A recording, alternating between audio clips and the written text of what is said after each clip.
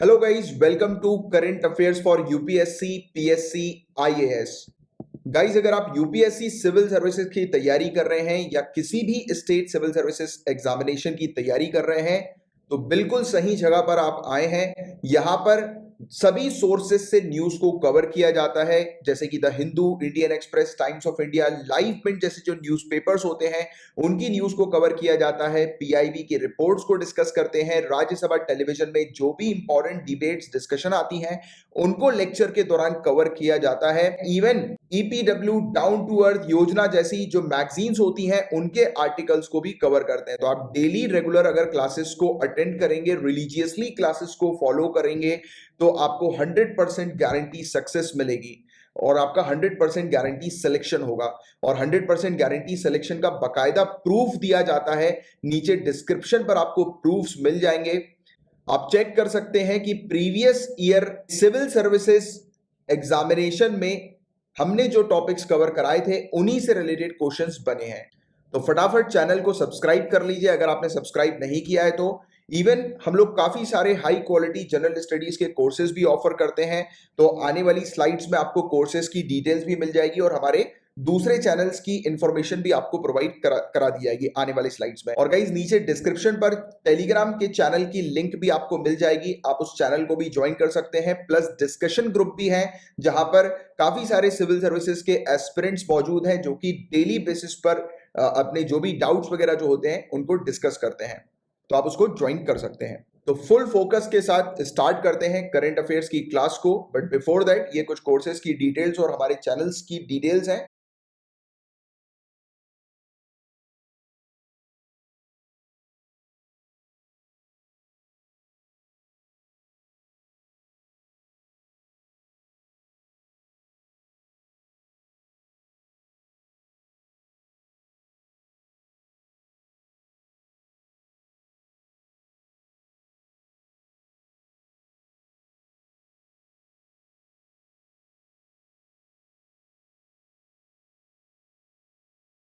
आने वाले कल के आईएएस आईपीएस ऑफिसर्स को मेरा नमस्कार। तो चलिए क्लास को स्टार्ट करते हैं। पेपर 1 के पहले टॉपिक से स्टार्ट कर रहे हैं हम लोग। भीतरकनिका नेशनल पार्क की हम लोग बात करेंगे, भीतरकनिका राष्ट्रीय उद्यान की हम लोग बात करेंगे।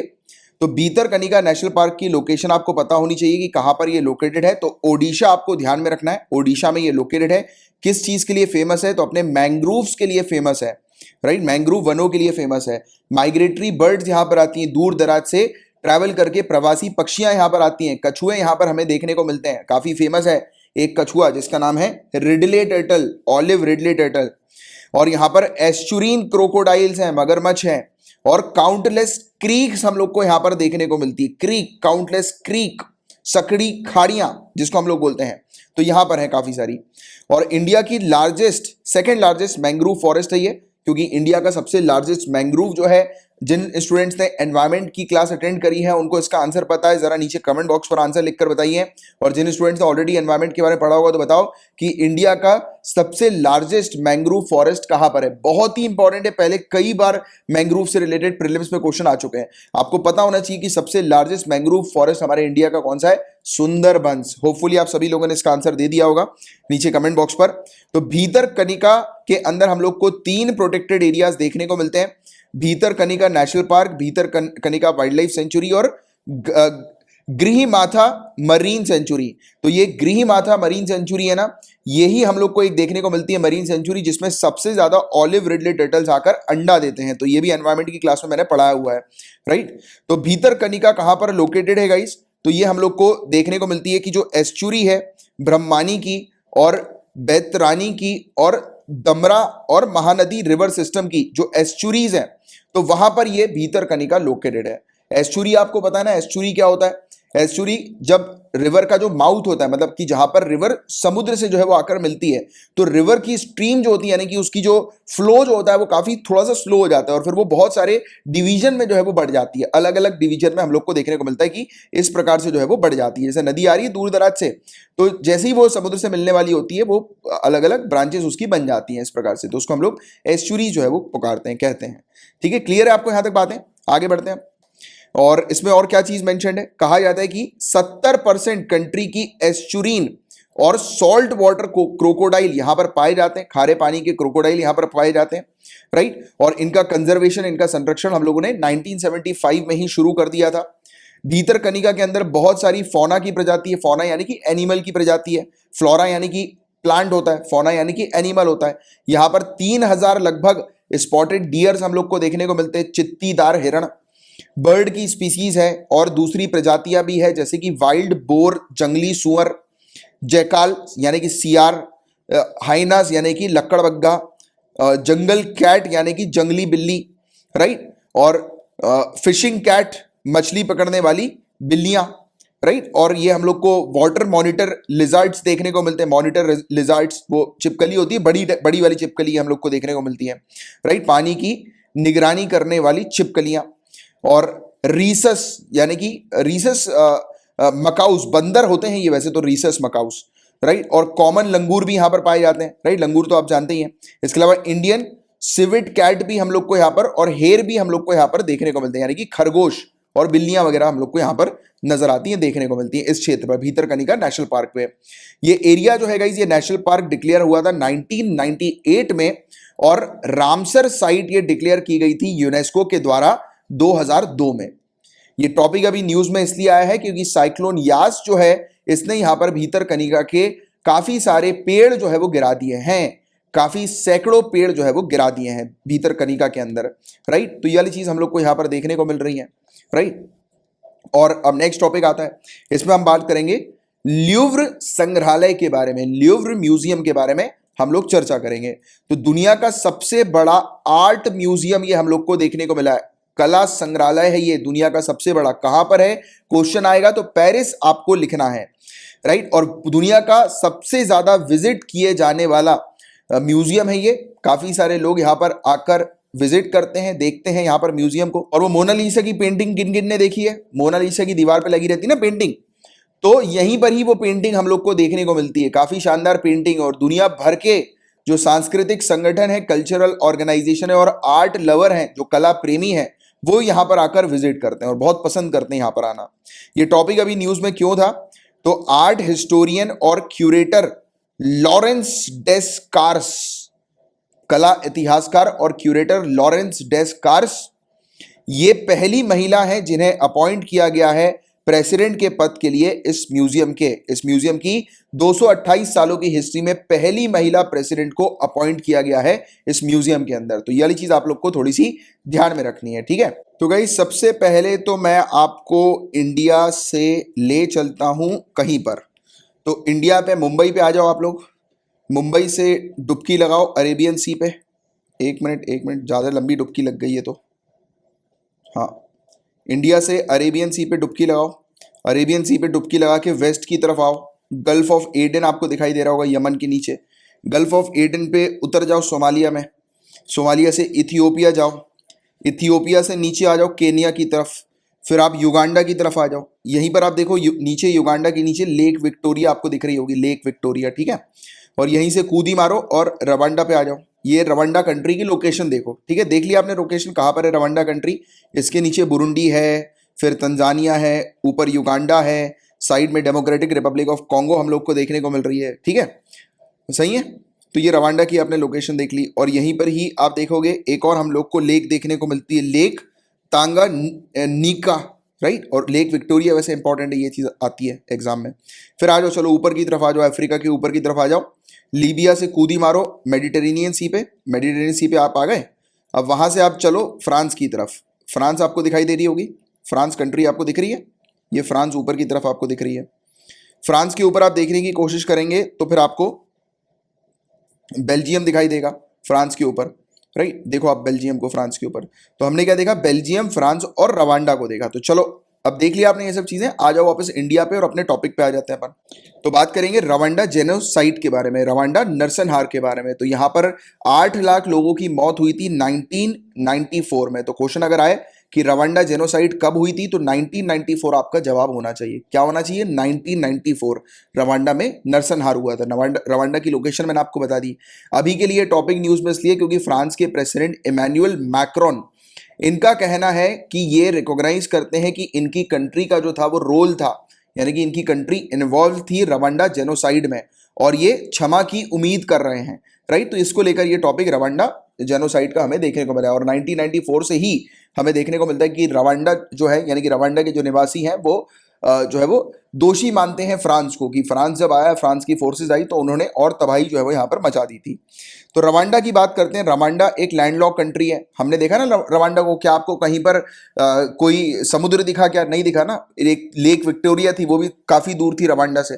तो ये लैंडलॉक कंट्री है और इसकी कैपिटल किगाली में, किगाली हम लोग को देखने को मिलती है। अच्छा, किगाली एग्रीमेंट है एक, बताओ जरा मुझे, किसी को याद है क्या? किगाली एग्रीमेंट किससे रिलेटेड है? किगाली एग्रीमेंट नीचे कमेंट बॉक्स में लिखकर बताओ। इसके बारे में पहले सिविल सर्विसेज क्वेश्चन पूछ चुकी है।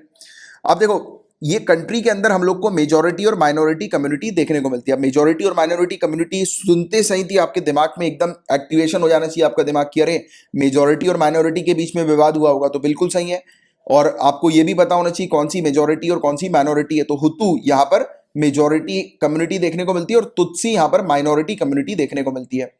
क्वेश्चन ये भी बन सकता है हुतू कम्युनिटी कहां की है, तो रवांडा आपको क्लियर रहना चाहिए। या तुत्सी कम्युनिटी कहां की है, तो आपको पता होना चाहिए वहां की माइनॉरिटी कम्युनिटी। और तुत्सी के ऊपर अत्याचार हुआ है यहां पर, राइट। और रवांडा जेनोसाइड को जेनोसाइड अगेंस्ट तुत्सी के नाम से भी जाना जाता है। तुत्सी समुदाय के खिलाफ हुए नरसंहार के रूप में भी इसे जाना जाता है, रवांडा नरसंहार को, राइट।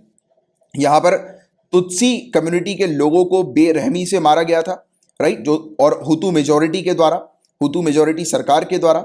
और आंकड़े जो बताए जाते हैं वो है कि 8 लाख लोग को मात्र 100 दिनों में मार दिया गया था। अप्रैल 7 से जंग शुरू हुई थी और 1994 के जुलाई के आसपास, मतलब मिड जुलाई तक ये जंग हमें देखने को मिली थी। नरसंहार हमें यहाँ पर रवांडा में देखने को मिला था। तो किस कारण हुआ था ये? तो देखो, वर्ल्ड वॉर फर्स्ट के बाद क्या हुआ, रवांडा जो कंट्री थी वो लीग ऑफ नेशन के मैंडेट के तहत बेल्जियम के कंट्रोल में चली गई थी। मैंने आपको बेल्जियम की लोकेशन दिखाई थी। इस समय बेल्जियंस जो थे वो फेवर कर रहे थे माइनॉरिटी को मेजॉरिटी की बजाय। मतलब एक कंट्री है जहां पर मेजॉरिटी है, तो उसको फेवर करने की बजाय बेल्जियंस जो है वो माइनॉरिटी को फेवर कर रहे थे। अब माइनॉरिटी को अगर बेनिफिट्स मिलेगा तो मेजॉरिटी देख के चलेगी, राइट, मेजॉरिटी की चलेगी। तो यहां पर यही हुआ कि मेजॉरिटी की जली और इनके बीच में फिर कम्युनल रिफ्ट्स हम लोग को देखने को मिली। सांप्रदायिक दरार जो है वो और चौड़ी हो गई इन दोनों कम्युनिटी के बीच में, राइट। और ऑपरेशन जो है माइनॉरिटी तुत्सी के ऊपर बढ़ता गया। मतलब कि जो जो हुतू लोग जो हैं उनके द्वारा अल्पसंख्यक तुत्सी के उत्पीड़न में वृद्धि होने से तनाव और हिंसा रवांडा को स्वतंत्रता प्राप्त करने से पहले ही विरासत में मिल गई। मतलब कि अभी रवांडा कंट्री इंडिपेंडेंट नहीं हुई, बट उससे पहले ही दोनों कम्युनिटी जो है वो लड़ झगड़ रही थी, उनके बीच में इशू जो है वो होना शुरू हो गए थे। और फिर 1959 में एक हुतू रिवॉल्यूशन हुआ, ठीक है, 1959 में। इस समय हुतू ने तुत्सी को, यानी कि मेजॉरिटी ने माइनॉरिटी को अपना देश छोड़ने के लिए मजबूर कर दिया, विवश कर दिया। फिर उन्हें देश से पलायन करना पड़ा। ऐसे हजारों की संख्या में तुत्सी लोग जो है वो देश छोड़कर चले गए थे, राइट। फिर 1962 में हमें देखने को मिला कि रवांडा को इंडिपेंडेंस मिली भी नहीं थी और उसके बाद भी हम देख रहे थे, उससे पहले भी देख रहे थे इशू चल रहे थे और इंडिपेंडेंस मिल गई थी, उसके बाद भी हम लोग देख रहे हैं कि लगातार इनके बीच में जो है वो वॉयलेंस चलता ही रहा। फिर आती है खबर 1994 की। इस समय शुरू हुआ था जेनोसाइड। जो इमीडिएट कॉज था जेनोसाइड के शुरू होने का वो ये था, एक तो अरूषा एग्रीमेंट साइन हुआ, किसके द्वारा? हुतू नेता जो हैं हबियारीमाना, इनके द्वारा जो है वो आरूषा समझौते पर साइन किए गए। और इसके बाद एक विमान दुर्घटना में इनकी मौत हो गई, राइट, प्लेन क्रैश में। और कहा जाता है कि प्लेन क्रैश के पीछे जो थी वो दूसरे कुछ समुदाय थे, कम्युनिटी थी, तो उसको लेकर हुतू जो है वो एकदम वो हो गए। मतलब उनको लगा कि अरे यार, ये तो तुत्सी ने माइनॉरिटी के कारण जो है वो हमारे लीडर को मार दिया। क्योंकि ये जो हम लोग को हबियारीमाना जो देखने को मिलते हैं ना, तो ये हुतू के लीडर है, तो इनको मार दिया गया था प्लेन क्रैश के दौरान। तो और हुतू कम्युनिटी के लोग एकदम गुस्से में आ गए और उन्होंने तुत्सी कम्युनिटी के ऊपर अटैक करना शुरू कर दिया। अब देखिए फ्रांस का रोल यहां पर कैसे आता है। तो फ्रांस ने रवांडा को आजादी हासिल होने के बाद से ही हुतू प्रभुत्व वाली सरकार, मतलब कि हुतू डोमिनेटेड वाली जो सरकार है, यानी कि मेजॉरिटी यहां पर जो है, तो उनके साथ काफी अच्छे राजनयिक संबंध बनाए। मतलब कि डिप्लोमेटिक टाई जो है वो काफी अच्छे मेंटेन किए फ्रांस ने हुतू डोमिनेटेड गवर्नमेंट के साथ। फिर 1994 का जब गृह युद्ध चल रहा था, सिविल वॉर चल रहा था, तो इस दौरान जब फ्रांस को लगा कि तुत्सी विद्रोही, यानी कि जो माइनॉरिटी है, ये हुतू मिलिशिया को हरा देंगे, तब उसने रवांडा में अपनी सेना भेज दी, अपनी फोर्सेस भेज दी। और फ्रांस ने नरसंहार करने वाले कई हुतू षड्यंत्रकारियों को बचाया और यहां तक कि उन्हें फ्रांस में आश्रय या फिर शरण भी दी थी। तो इन्होंने काफी सारे ऐसे लोगों को बचाया था जो प्लॉटर्स थे, राइट, यानी कि मतलब कि जिन्होंने ये पूरा रचा था इस पूरे सिविल वॉर को। तो ऐसे लोगों को फ्रांस ने मदद करी, बचाया, और इसलिए फ्रांस पर हुतू षड्यंत्रकारियों द्वारा इस नरसंहार की साजिश के बारे में जानने और सहायता करने का आरोप लगाया जाता है। कहा जाता है कि इसको सब कुछ पता था कि माइनॉरिटी और मेजॉरिटी का इशू चल रहा है, बट फिर भी ये इन्वॉल्व हुआ और इसने माइनॉरिटी को यहां पर सप्रेस कर दिया। और जो जिन लोगों ने पूरा षड्यंत्र जो है वो रचाया था, मतलब जो षड्यंत्रकारी थे इस पूरे सिविल वॉर में, तो उनकी सहायता करी थी फ्रांस ने। तो ये वाली चीज थी, इसको लेकर फ्रांस ने भी माफी मांगी है। दैट्स व्हाई ये टॉपिक हमें न्यूज में देखने को मिला है। अब देखो, word Germany recognising the colonial era genocide in Namibia means for African nation. तो चलो उसको तो बात करेंगे, पहले नामीबिया की लोकेशन देख लो। तो आ जाओ, डुबकी मारो अरेबियन सी में। तो आपने अरेबियन सी में डुबकी मार ली, आओ उतरो सोमालिया में, सोमालिया से चलो केन्या, लेक विक्टोरिया को हाय बोलो, युगांडा चलो, डेमोक्रेटिक रिपब्लिक ऑफ कॉन्गो चलो, नीचे आ जाओ अंगोलिया में, और फिर आप नीचे आओ, देखो साउथ अफ्रीका के बगल में आपको दिखाई दे रही है नामीबिया। तो ये है कंट्री, तो ये वेस्ट साइड में है अफ्रीका की। ये वाली चीज आप थोड़ी सी ध्यान में रखिएगा, नामीबिया कंट्री। तो अब देखो, जर्मनी ने पहली बार रिकॉग्नाइज किया है कि इसने जेनोसाइड जो है वो कमिट करी थी, नरसंहार कमिट किया था। देखो, फ्रांस के बाद जर्मनी जो है वो इस प्रकार की बात बोल रही है, रिकॉग्नाइज कर रही है कि हाँ 100 साल पहले जर्मनी से गलती हुई थी। नामीबिया में रहने वाले लोग, आज की डेट में जो नामीबिया हमें देखने को मिलती है, जिसकी लोकेशन मैंने आपको बताई, तो वहां पर जो लोग रहते हैं, हरेरो और नामा समुदाय जो वहां पर रहती है, तो उसके अगेंस्ट इसने नरसंहार किया था, राइट। तो इस पर इसको इसने स्वीकारा और मतलब उदास होकर इसने ये चीज बोली कि जो मुझसे गलती हुई है उसकी मैं भरपाई करूंगा और इन लोगों को फंड प्रोवाइड करूंगा। इसने अनाउंस किया है कि 1.1 बिलियन यूरो यानी कि 1.2 बिलियन डॉलर्स की मदद जो है वो यहाँ के लोगों की ये करेगा, राइट। तो ये वाली चीज यहां पर बताई जा रही है। तो क्या था ये नरसंहार के बारे में बात करते हैं, राइट। क्या था ये, क्या हुआ, क्या था? तो समय था 1904 और 1908 के बीच का।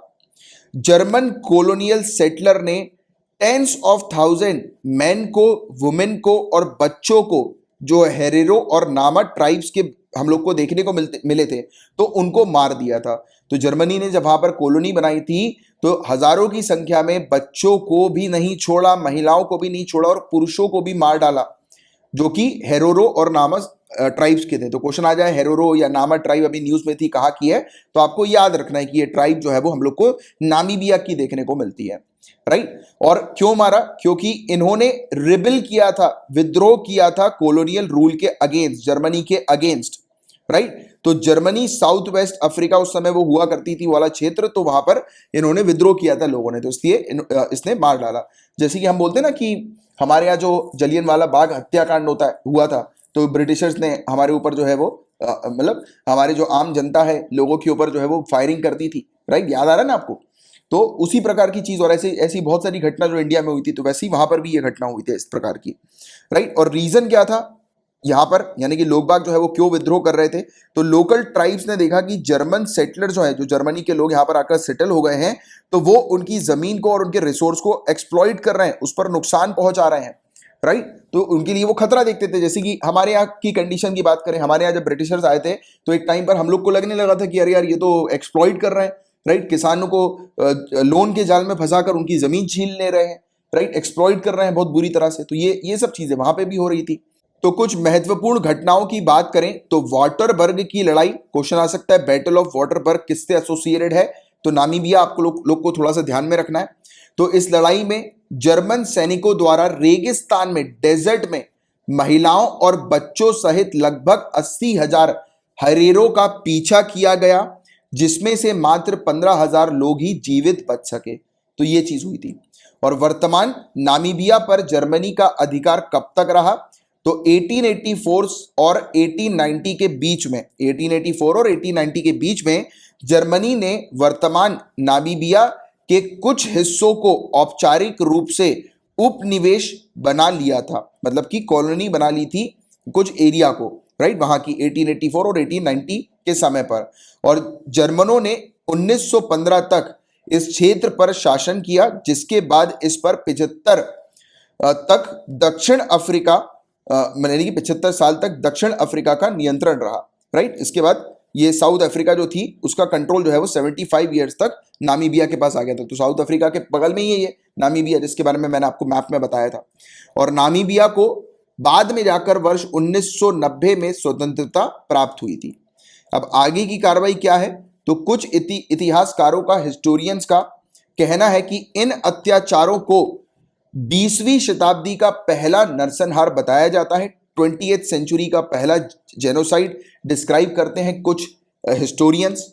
और जो अभी अनाउंसमेंट हुआ है, जो डिक्लेरेशन जो हमें देखने को मिला है, जर्मनी ने साइन किया है, राइट। इसके बाद दोनों देशों की संसद द्वारा इसकी अभी पुष्टि की जाएगी। पार्लियामेंट जो है वो दोनों कंट्रीज की, वो इस चीज को रेटिफाई करेंगे कि हाँ, जर्मनी ने अत्याचार किया और जर्मनी इस प्रकार की एड हेल्प कर रही है। फिर जर्मन राष्ट्रपति फ्रैंक वॉल्टर स्टीनमियर द्वारा नामीबिया संसद के सामने जर्मनी द्वारा किए गए अपराधों के लिए आधिकारिक रूप से माफी मांगी जाएगी। तो फिर ये माफी मांगेंगे, जैसे कि अभी फ्रांस ने माफी मांगी है। क्लियर है आपको यहां तक बातें? एक एक पॉइंट बहुत अच्छे से, बहुत प्यार से समझना है। चलो अब बात करते हैं वीर सावरकर जी के बारे में। वीर सावरकर, तो प्रधानमंत्री नरेंद्र मोदी जी ने अग्रणी हिंदुत्व विचारक वीर सावरकर को, पायनियरिंग हिंदुत्व आइडियोलॉग वीर सावरकर, इनको उनकी बर्थ एनिवर्सरी पर श्रद्धांजलि पर जो है वो ट्राइब्यूट दिया, श्रद्धांजलि अर्पित करी। तो इनके बारे में हम लोग थोड़ा जानते हैं और इनके योगदान के बारे में जानते हैं। तो विनायक दामोदर सावरकर, इनका जन्म 28 मई 1883 को महाराष्ट्र के नासिक जिले के भागुर शहर में हुआ था।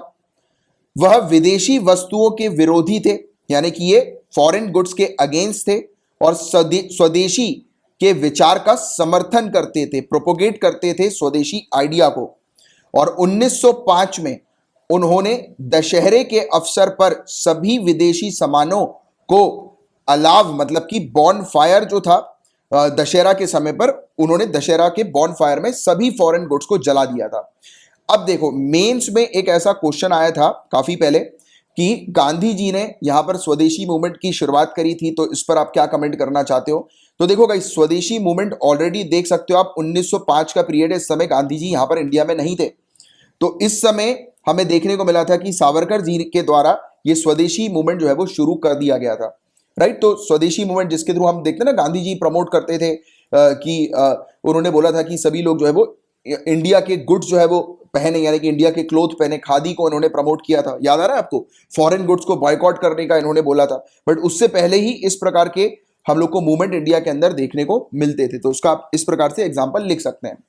इवन इन्होंने चैंपियन किया था नास्तिकता और तर्क संगता, अथीज्म और रैशनैलिटी का समर्थन इनके द्वारा किया गया था। और रूढ़िवादी हिंदू विश्वास, ऑर्थोडॉक्स हिंदू बिलीफ को भी इन्होंने अस्वीकार कर दिया था, डिसअप्रूव कर दिया था।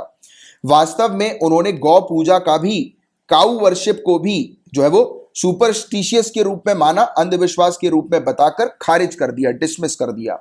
उन्होंने रत्नागिरी में अनटचेबिलिटी के अबॉलिशमेंट के ऊपर, कि खत्म कर दिया जाए अनटचेबिलिटी को, तो इस चीज पर भी इन्होंने काम किया था। आगे की चर्चा करें तो किन किन संगठनों से ये जुड़े थे। तो विनायक सावरकर जी वर्ष 1937 से 1943 के दौरान, 1937 से 1943 के दौरान हिंदू महासभा के अध्यक्ष रहे थे, तो याद रखिएगा।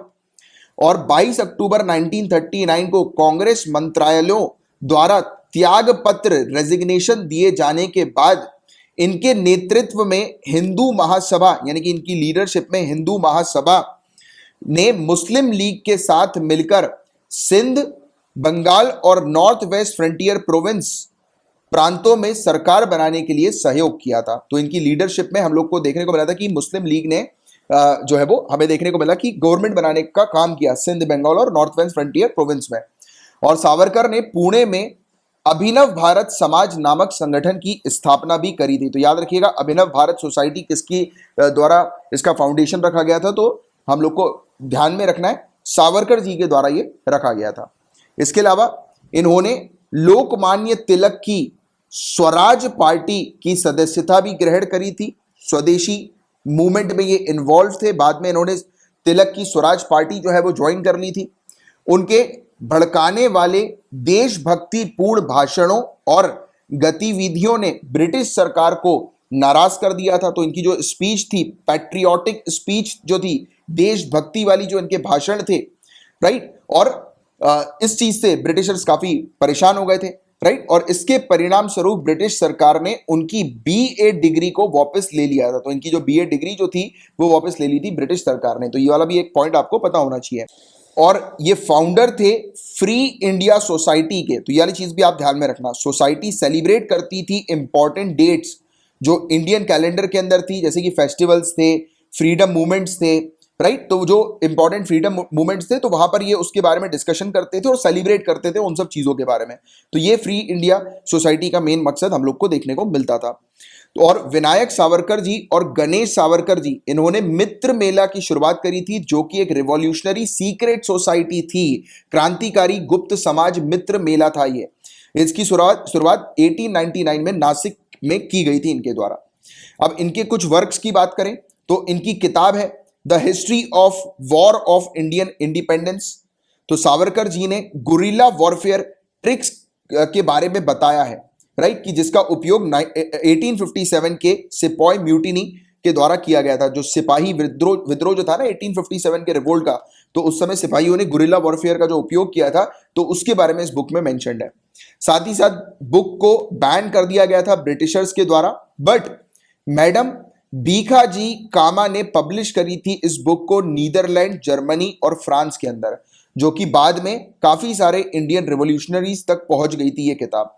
इन्होंने टू नेशन थ्योरी के बारे में बुक के अंदर मेंशन किया था, जो हिंदुत्व इनकी बुक थी। इसमें हिंदू और मुस्लिम्स दो सेपरेट नेशन के बारे में इन्होंने बात करी थी। और 1937 में हिंदू महासभा ने एक रेजोल्यूशन भी पास किया था, राइट। तो ये वाली चीज है, इसके बारे में आपको पता होना चाहिए। और पेपर 1 से रिलेटेड सिर्फ इतने टॉपिक्स थे। अब हम लोग पेपर 2 के टॉपिक्स को कवर कर रहे हैं। और गाइस, आगे बढ़ने से पहले आपको बताना चाहता हूं कि अगर आप 2021 में सिविल सर्विसेज, चाहे यूपीएससी हो या किसी भी स्टेट सिविल सर्विसेज के प्रीलिम्स में अपीयर हो रहे हैं, तो आपके लिए प्रीलिम्स को टारगेट करते हुए रिवीजन सेशन शुरू कर दिया है मैंने। जनवरी 2020 से करंट अफेयर्स को मैं रिवाइज करवा रहा हूं प्रीलिम्स पॉइंट ऑफ व्यू से। तो आप इस क्लासेस को ज्वाइन कर सकते हैं। जनवरी और फरवरी की क्लास ऑलरेडी हो चुकी है, मार्च की क्लास चल रही है, तो उसको आप ज्वाइन कर सकते हैं। और पुरानी क्लासेस अगर आपको चाहिए तो उसकी लिंक आपको अपने इसी चैनल पर, current affairs for UPSC PSC IAS, इसी चैनल की प्लेलिस्ट सेक्शन पे आपको मिल जाएगी रिवीजन सीरीज के नाम से। जनवरी फरवरी ऑलरेडी कवर हो चुकी है, अब मैं मार्च के करंट अफेयर्स कवर करवा रहा हूं। आपको कुछ नहीं करना, डाउनलोड करना है आपके एंड्रॉइड में टीचमेंट करके एक एप्लीकेशन है उसको, और ये क्लासरूम आईडी है, इसको डाल देना। 4 घंटे में आपके इन्विटेशन को मैं एक्सेप्ट कर लूंगा। चलो अब इसको शुरू करते हैं, हम लोग इसको देखते हैं इस टॉपिक को। तो देखो, गाजा अटैक, अभी आप लोग जानते हैं, हमने कुछ दिनों पहले ही काफी डिटेल में डिस्कस किया था। एक तो इजराइल और पैलेस्टीन के बीच में क्या मुद्दे थे, उसके बारे में पूरी मैंने आपको बैकग्राउंड हिस्ट्री काफी डिटेल में समझाई थी। फिर अभी जो इजराइल में जो मुद्दा हुआ है, गाजा स्ट्रिप पर जो मुद्दा हम लोग को देखने को मिला, आपको याद आ रहा होगा कि अल अक्सा मस्जिद है, वहां पर इशू हो गया था, राइट। पैलेस्टीन और इजराइल जो है वो भिड़ गए, मतलब कि ज्यूइश कम्युनिटी और पैलेस्टीनियन कम्युनिटी जो है वो आपस में भिड़ गए। तो उसके बाद हमस करके एक हम लोग को मिलिटेंट ग्रुप देखने को मिलता है यहाँ पर इजराइल पैलेस्टीन के अंदर। तो उसने जो है वो अटैक करना शुरू कर दिया था इजराइल के ऊपर, मिसाइलें जो है वो दागी गई थी। तो काफी डिटेल में पूरे मुद्दे को मैंने आप लोग को एक्सप्लेन किया हुआ है। जो भी स्टूडेंट आज पहली बार क्लास अटेंड कर रहे हैं, पिछले 1.5 हफ्ते की क्लासेस में मैंने ये वाले टॉपिक को कवर किया हुआ है। जिन स्टूडेंट्स को अगर लिंक ना मिले तो मुझसे मांग लेना, मैं आपको लिंक दे दूंगा। आप उसके लिए टेलीग्राम का जो अपना डिस्कशन ग्रुप है उसको ज्वाइन कर लो, तो वहां पर आप मांग लीजिएगा, तो वहां पर मैं आपको लिंक प्रोवाइड कर दूंगा, ठीक है। नीचे डिस्क्रिप्शन पर टेलीग्राम के जो डिस्कशन ग्रुप है उसकी लिंक आपको मिल जाएगी। तो चलो ये इस टॉपिक को हम लोग देखते हैं। तो बताया जा रहा है कि अभी जो ये इशू हुआ है, राइट, इजराइल पैलेस्टीन का जो रीसेंट मुद्दा हमें देखने को मिला है, मिसाइलें दागी गई थी, तो कह रहे हैं कि इसको वार क्राइम घोषित किया जाएगा। वॉर क्राइम, युद्ध अपराध का दर्जा जो है वो इसे दिया जाएगा। तो ये क्या है युद्ध अपराध, आइए इसको समझते हैं। तो अभी रिसेंटली हम लोग को संयुक्त राष्ट्र के मानव अधिकार प्रमुख के द्वारा हमने देखा है कि इनका कहना है कि गाजा पर इजराइल के हालिया घातक हवाई हमले युद्ध अपराध की श्रेणी में रखे जा सकते हैं। तो यूनाइटेड नेशन के ह्यूमन राइट्स के जो चीफ हैं, इन्होंने ये चीज बोली है कि गाजा पे जो अभी हमला हुआ है उसे वार क्राइम जो है वो कहा जाएगा। और इसी दौरान कई देश इस विषय पर एक व्यापक अंतरराष्ट्रीय जांच शुरू करने के बारे में चर्चा कर रहे हैं। काफी सारी कंट्रीज बोल रही है कि डिस्कस कर रही है कि एक ब्रॉड इंटरनेशनल इन्वेस्टिगेशन कंडक्ट की जाए इस मुद्दे पर, राइट। तो अब आगे क्या हो सकता है, तो इसकी हम लोग चर्चा करें। तो देखो, यदि नागरिकों और नागरिक संपत्तियों पर इन हमलों के प्रभाव को अंधाधुंध और असंगत पाया जाता है, मतलब कि इनडिस्क्रिमिनेट और डिस्प्रपोर्शनेट हम लोग को देखने को मिलता है, यानी कि ये जो इशू हुआ है, इस इशू के कारण सिविलियंस को या उनकी प्रॉपर्टीज जो है, ऑब्जेक्ट्स हैं, उन पर इंपैक्ट पड़ा है, तब हमें देखने को मिल सकता है कि इजराइल हमले के लिए युद्ध अपराध की श्रेणी में शामिल किया जा सकता है, राइट। तो युद्ध अपराध, वॉर क्राइम जो है के अंदर, वॉर क्राइम की लिस्ट में जो है ये इवेंट जो है वो आ जाएगा। तो ये चीज कह रहे हैं। तो हमने एक चीज क्या समझी, मतलब अभी हम वॉर क्राइम को काफी डिटेल में भी पढ़ेंगे, बट अभी हमने क्या समझा कि वॉर क्राइम जो होते हैं उसके अंदर वो इवेंट्स आते हैं जिस इवेंट पर सिविलियंस की जो प्रॉपर्टीज होती हैं और सिविलियंस, उनको अगर इंपैक्ट पड़ता है बुरी तरह से, तब हम देखते हैं कि वो वॉर क्राइम की कैटेगरी में उसको रखा जाता है, ऐसे इवेंट्स को। तो थोड़ी सी मैं आप लोग को बैकग्राउंड समझाता हूं। तो अभी हाल ही में हम लोग को संघर्ष देखने को मिला था, संघर्ष विराम अभी हुआ है, मतलब कि पूरी स्थिति जो है वो सॉल्व हुई है, म्यूट हुई है, मतलब कि बंद हो गया है दोनों की तरफ से हमले। तो इजराइल द्वारा गाजा पर की गई हवाई हमलों और तोपों के गोलों से 254 फिलिस्तीनी मारे गए थे, जिनमें से 66 बच्चे भी शामिल थे। और 11 दिनों तक चली इस लड़ाई में 1900 से भी ज्यादा लोग घायल हुए थे दोनों साइड से, राइट। और युद्ध अपराध क्या होते हैं गाइस? तो यूनाइटेड नेशन के अकॉर्डिंग वॉर क्राइम क्या होता है? वॉर क्राइम एक सीरियस ब्रीच है इंटरनेशनल लॉ का, मतलब कि अंतरराष्ट्रीय कानून का एक बहुत ही सीरियस उल्लंघन, गंभीर उल्लंघन जो है ये माना जाता है वॉर क्राइम। और वॉर क्राइम कमिट किसके अगेंस्ट होते हैं? सिविलियंस के अगेंस्ट या फिर एनिमी कॉम्बेटेंट्स के अगेंस्ट हम लोग को देखने को मिलते हैं। ये इंटरनेशनल या फिर डोमेस्टिक आर्म्ड कॉन्फ्लिक्ट के दौरान होता है, राइट। तो ऐसे इवेंट को वॉर क्राइम जो है वो कहा जाता है। इन कॉन्ट्रास्ट नरसंहार की बात करें, जेनोसाइड की बात करें और क्राइम अगेंस्ट ह्यूमैनिटी की बात करें, तो वॉर क्राइम जो होता है वो कब होता है? जब आर्म्ड कॉन्फ्लिक्ट हम लोग को देखने को मिलता है, गोला बारूद और ये सब चीजें का जब उपयोग किया जाता है, सशस्त्र संघर्ष के संदर्भ में की जाने वाले अपराध जो हम लोग को देखने को मिलते हैं, उसमें ये युद्ध अपराध को शामिल किया जाता है, राइट। तो ये वाली चीज आप लोग को थोड़ी सी पता होनी चाहिए। इसके अलावा जेनेवा कन्वेंशन, इसकी भी आपको एक अच्छी जानकारी होनी चाहिए। तो वर्ष 1949 में हस्ताक्षरित 4 जेनेवा कन्वेंशन में युद्ध अपराधों का अर्थ स्पष्ट किया गया है। जो मीनिंग है वॉर क्राइम का वो क्लैरिफाई किया गया है 1949 के जेनेवा कन्वेंशंस में। चौथे जेनेवा कन्वेंशन के अनुच्छेद 147 में युद्ध अपराधों को जानबूझकर अत्यधिक पीड़ा पहुंचाने अथवा शरीर या स्वास्थ्य पर गंभीर चोट पहुंचाने, गैर कानूनी रूप से निर्वासन या स्थानांतरित करने, बंधक बनाने या गैर कानूनी रूप से कैद करने, व्यापक स्तर पर विनाश करने और परम संपत्तियों पर कब्जा करने सहित जानबूझकर हत्याएं, यातना देना, अन्य अमानवीय तरीकों और सैन्य जरूरतों के हित गैर तर्कसंगत, जानबूझकर निर्दयता पूर्वक किए जाने वाले कार्यों के रूप में परिभाषित किया गया है। समझ में आई आपको बात? ये क्या लिखी हुई है, इसको क्या डिफाइन किया हुआ है? जानबूझकर अगर किसी को टॉर्चर किया जा रहा है, इनह्यूमन ट्रीटमेंट किया जा रहा है, बेबस किया जा रहा है, जानबूझकर सामने वाले को चोट पहुंचाई जा रही है, उसकी हेल्थ में नुकसान पहुंचाया जा रहा है, हटाया जा रहा है, उसको उसकी प्रॉपर्टी से निकाला जा रहा है, उसको बंदी बनाया जा रहा है, होस्टेज बनाया जा रहा है, जानबूझकर उसकी प्रॉपर्टी तोड़ी जा रही है, राइट। और मिलिट्री नेसेसिटी के द्वारा जस्टिफाइड नहीं बल्कि अनलॉफुल तरीके से ये सब चीजें घटनाएं हो रही है, मतलब कि जस्टिफाई तरीके से नहीं की जा रही है ये सब चीजें, ये जानबूझकर की जा रही है, अनलॉफुल तरीके से की जाती हैं। तो जब ऐसी घटनाएं जब सामने आती है तो उसे हम लोग क्या कहते हैं? वॉर क्राइम कहते हैं। तो याद रखिएगा ये वाली चीज। और इंटरनेशनल क्रिमिनल कोर्ट ने क्या चीज कही है इस चीज पर, अंतरराष्ट्रीय अपराध न्यायालय ने? तो इनकी रोम संविधि के द्वारा, स्टैट्यूट जो है, इनके द्वारा अपराधों की सूची का विस्तार किया गया है, राइट, एक्सपेंड की गई है लिस्ट ऑफ क्राइम्स जो कि वॉर क्राइम्स में शामिल होती हैं, जैसे कि forced pregnancy was a war crime, यानी कि जबरन गर्भदान को युद्ध अपराध के रूप में भी माना जाता है। तो ये वाली चीज भी आप लोग को पता होनी चाहिए। और प्रोपोर्शनैलिटी, डिस्टिंक्शन और प्रिकॉशन की बात करें, समानता, पहचान और पूर्व विधान की बात करें, तो देखो तीन मेन पिलर्स हम लोग को ह्यूमैनिटेरियन लॉज के देखने को मिलते हैं। ये प्रिंसिपल ऑफ डिस्टिंक्शन है, प्रिंसिपल ऑफ प्रोपोर्शनैलिटी और प्रिकॉशन हम लोग को देखने को मिलते हैं। If any or all of these principles are violated, इन तीनों में से किसी एक या सभी प्रिंसिपल का अगर उल्लंघन होता है तो वॉर क्राइम जो है वो कमिट किया जाता है, ऐसा माना जाएगा। तो ये आईसीसी का जो है वो कहना है। तो ये वाली चीज हम लोग को देखने को मिली है, इसके बारे में आप लोग को एक अच्छी जानकारी होनी चाहिए। ठीक है, क्लियर है आपको यहां तक बातें सभी? आगे बढ़ते हैं हम लोग। अच्छा, आगे बढ़ने से एक चीज मैं पहले एक चीज बताना चाहूंगा, थोड़ी सी बात करना चाहूंगा आप लोगों से। गाइस देखो, अपना लेक्चर जो लंबा खिंचता है ना, तो उसमें बिल्कुल परेशान मत हुआ करो। आप लोग कर रहे हो सिविल सर्विसेज की तैयारी, आने वाले कल के आईएएस और आईपीएस ऑफिसर आप बनने वाले हो। मैं यहां पर जो आपको क्लास देता हूं ना, वो करंट अफेयर्स की एनालिसिस नहीं, मैं आपको करंट अफेयर्स की प्रॉपर क्लास देता हूं, जिसमें जनरल स्टडीज के टॉपिक्स भी शामिल होते हैं, सब कुछ शामिल होता है। करंट अफेयर्स कॉम्प्रिहेंसिव तरीके से अपन कवर करते हैं। इसलिए तो मैं दावे के साथ, गारंटी के साथ बोलता हूं कि अगर आप क्लास रेगुलरली अटेंड करोगे तो आपका सिलेक्शन होके ही रहेगा।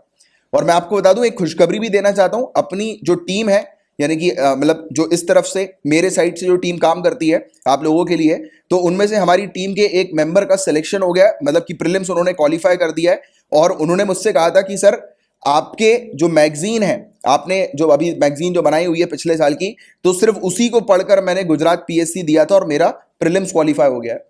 राइट, और ये तो ना सिर्फ मैं प्रीलिम्स की बात करता हूं, बल्कि मेंस की बात करता हूं। मेरे काफी सारे स्टूडेंट्स के लगातार मेरे पास मैसेज आते रहते हैं, बट मैं निरंतर आप लोग के लिए जो है वो इसी प्रकार से काम करते रहता हूं। लेक्चर जो लेंदी होते हैं ना, ये आपकी क्लास है। अगर आप पैसे देकर भी अगर आप कहीं पर पढ़ने जाओगे ना, तो इतनी डिटेल में चीजें आपको नहीं बताई जाएंगी, आई कैन गारंटी। राइट, और ऑब्वियस ही बात है, मुझे कभी कभी दुख भी लगता है कि अरे यार, इतनी मेहनत करने के बाद व्यूज इतने कम आ रहे हैं, हटाओ यार, छोड़ो, क्या मतलब इतनी मेहनत करने का। बट फिर लगता है कि नहीं यार, मेरे कुछ ही स्टूडेंट्स हैं जो रेगुलरली मुझे फॉलो करते हैं, मेरे द्वारा दिए गए इंस्ट्रक्शंस को फॉलो करते हैं। जैसे कि अभी जो मैं कोर्सेज आप लोग के लिए लेकर आया हूं, आई कैन गारंटी कि उन कोर्सेज को अगर आप कर लेंगे तो फिर आपको जीएस के लिए कहीं से परेशान होने की जरूरत ही नहीं होगी, क्योंकि उन कोर्सेज को इस तरीके से डिजाइन किया हुआ है कि सब कुछ है उस कोर्स के अंदर, उसके अलावा आपको कुछ नहीं करना। मल्टीपल टाइम सिर्फ उसको रिवाइज करना है, जो करंट अफेयर्स में आपको दे रहा हूं उसको रिवाइज करना है। सिर्फ ये चीज आपने कर ली तो आपके सिलेक्शन से आपको कोई नहीं रोकेगा। तो इसलिए तो ये बैकग्राउंड पे इतनी मेहनत इसलिए की जाती है कि जिससे कि जो कुछ स्टूडेंट जो है वो बातों को मानकर तरीके से जो है वो तैयारी करें। क्योंकि मुझे पता है, पिछली बार भी मैंने बोला था, बट पिछले साल काफी सारे स्टूडेंट ने माना नहीं, उनको लगा कि अरे यार, ये तो सभी लोग बोलते हैं। फिर जब मैंने यूपीएससी का प्रूफ दिया, यूपीपीसीएस का प्रूफ दिया और स्टेट सिविल सर्विसेज का दूसरे का प्रूफ दिया, तब स्टूडेंट के मैसेज आ रहे थे कि सर काश आपकी बात मान ली होती। तो आपने अगर जल्दी मुझे ढूंढ लिया है, अभी अभी आपने सब्सक्राइब किया है और आपकी प्लानिंग है एक आधी साल में एग्जाम को निकालने की, तो रेगुलर बने रहो, कंसिस्टेंसी रखो। और बाकी प्रूफ तो मैं देता ही हूं। और मैं, मेरा प्रूफ देने का मतलब ये नहीं होता कि मतलब बोल बोल के कि यार इनका हमने सिलेक्शन करा दिया, उनका हमने सिलेक्शन करा दिया, क्योंकि सिलेक्शन जो होता है वो इंसान की मेहनत पर होता है, यानी कि स्टूडेंट की, कैंडिडेट की मेहनत पर होता है। मेरा काम है सिर्फ आपको बताने का और आपके सामने क्वेश्चन पेपर रखकर बताने का कि यार देखो, ये पढ़ाया था, ये आया है। तो वो होती है तरीके वाली तैयारी। राइट, अब फिर बाकी फिर आप लोग की मर्जी। कई बार स्टूडेंट जो है उससे पूछते हैं कि सर इसके अलावा और कुछ तो नहीं करना। मैंने कहा आप कर सकते हो, मैंने पढ़ने के लिए किसी को मना नहीं किया, बट आप पहले, मैं जो इंस्ट्रक्शन दे रहा हूं पहले वो पूरे कर लो, उसके बाद आपको जो करना है कर लो। राइट, और बाकी जो रेगुलर स्टूडेंट है मेरे, जो सपोर्ट करते हैं यार, थोड़ा सा शेयर वगैरह किया करो। कभी कभी बड़ा बुरा लगता है कि इतनी मेहनत करने के बाद भी अपने व्यूज वगैरह आते नहीं है। ठीक है, चलो। तो ये देखो, ये संजय दत्त लग रहे हैं क्या? बताना जरा, ये संजय दत्त लग रहे हैं क्या? देखो, देख के इनको क्या लग रहा है, संजय दत्त है क्या ये फोटो में? तो यूएई के गोल्डन वीजा की हम लोग चर्चा करते हैं, बात करते हैं। तो देखो, ये संजय दत्त ही हैं। बॉलीवुड एक्टर संजय दत्त जो है, उनको रिसेंटली गोल्डन वीजा मिला है यूएई की सरकार की तरफ से। तो ये क्या है गोल्डन वीजा, हम लोग इसको समझते हैं। तो वर्ष 2019 में यूनाइटेड अरब एमिरेट्स, इसने एक नया सिस्टम इंप्लीमेंट किया था लॉन्ग टर्म रेसिडेंस वीजा के लिए। राइट, इन्होंने फॉरेनर्स को कहा था कि फॉरेनर्स आए और यहां पर आकर रहें, काम करें, स्टडी करें यूएई में बिना किसी नेशनल स्पॉन्सर के। राइट, और 100% ओनरशिप उनको दी जाएगी उनके बिजनेस में। तो ये क्या कहानी है, ये क्या गोल्डन वीजा है, इसको हम लोग समझते हैं। तो golden visa system essentially offer करता है लॉन्ग टर्म रेसिडेंसी 5 से 10 सालों के लिए। राइट, 5 इयर्स और 10 इयर्स की रेसिडेंसी ऑफर करता है कि आओ और यूएई में रहो, 5 साल और 10 साल के लिए, राइट। तो किनको का कहता है रहने के लिए? तो यूएई बोलता है इन्वेस्टर को कि आओ भैया यहां पर आकर इन्वेस्ट करो, आप इन्वेस्ट करोगे तो आपको हम जो है वो 5 और 10 साल के लिए रहने के लिए देंगे यहां पर।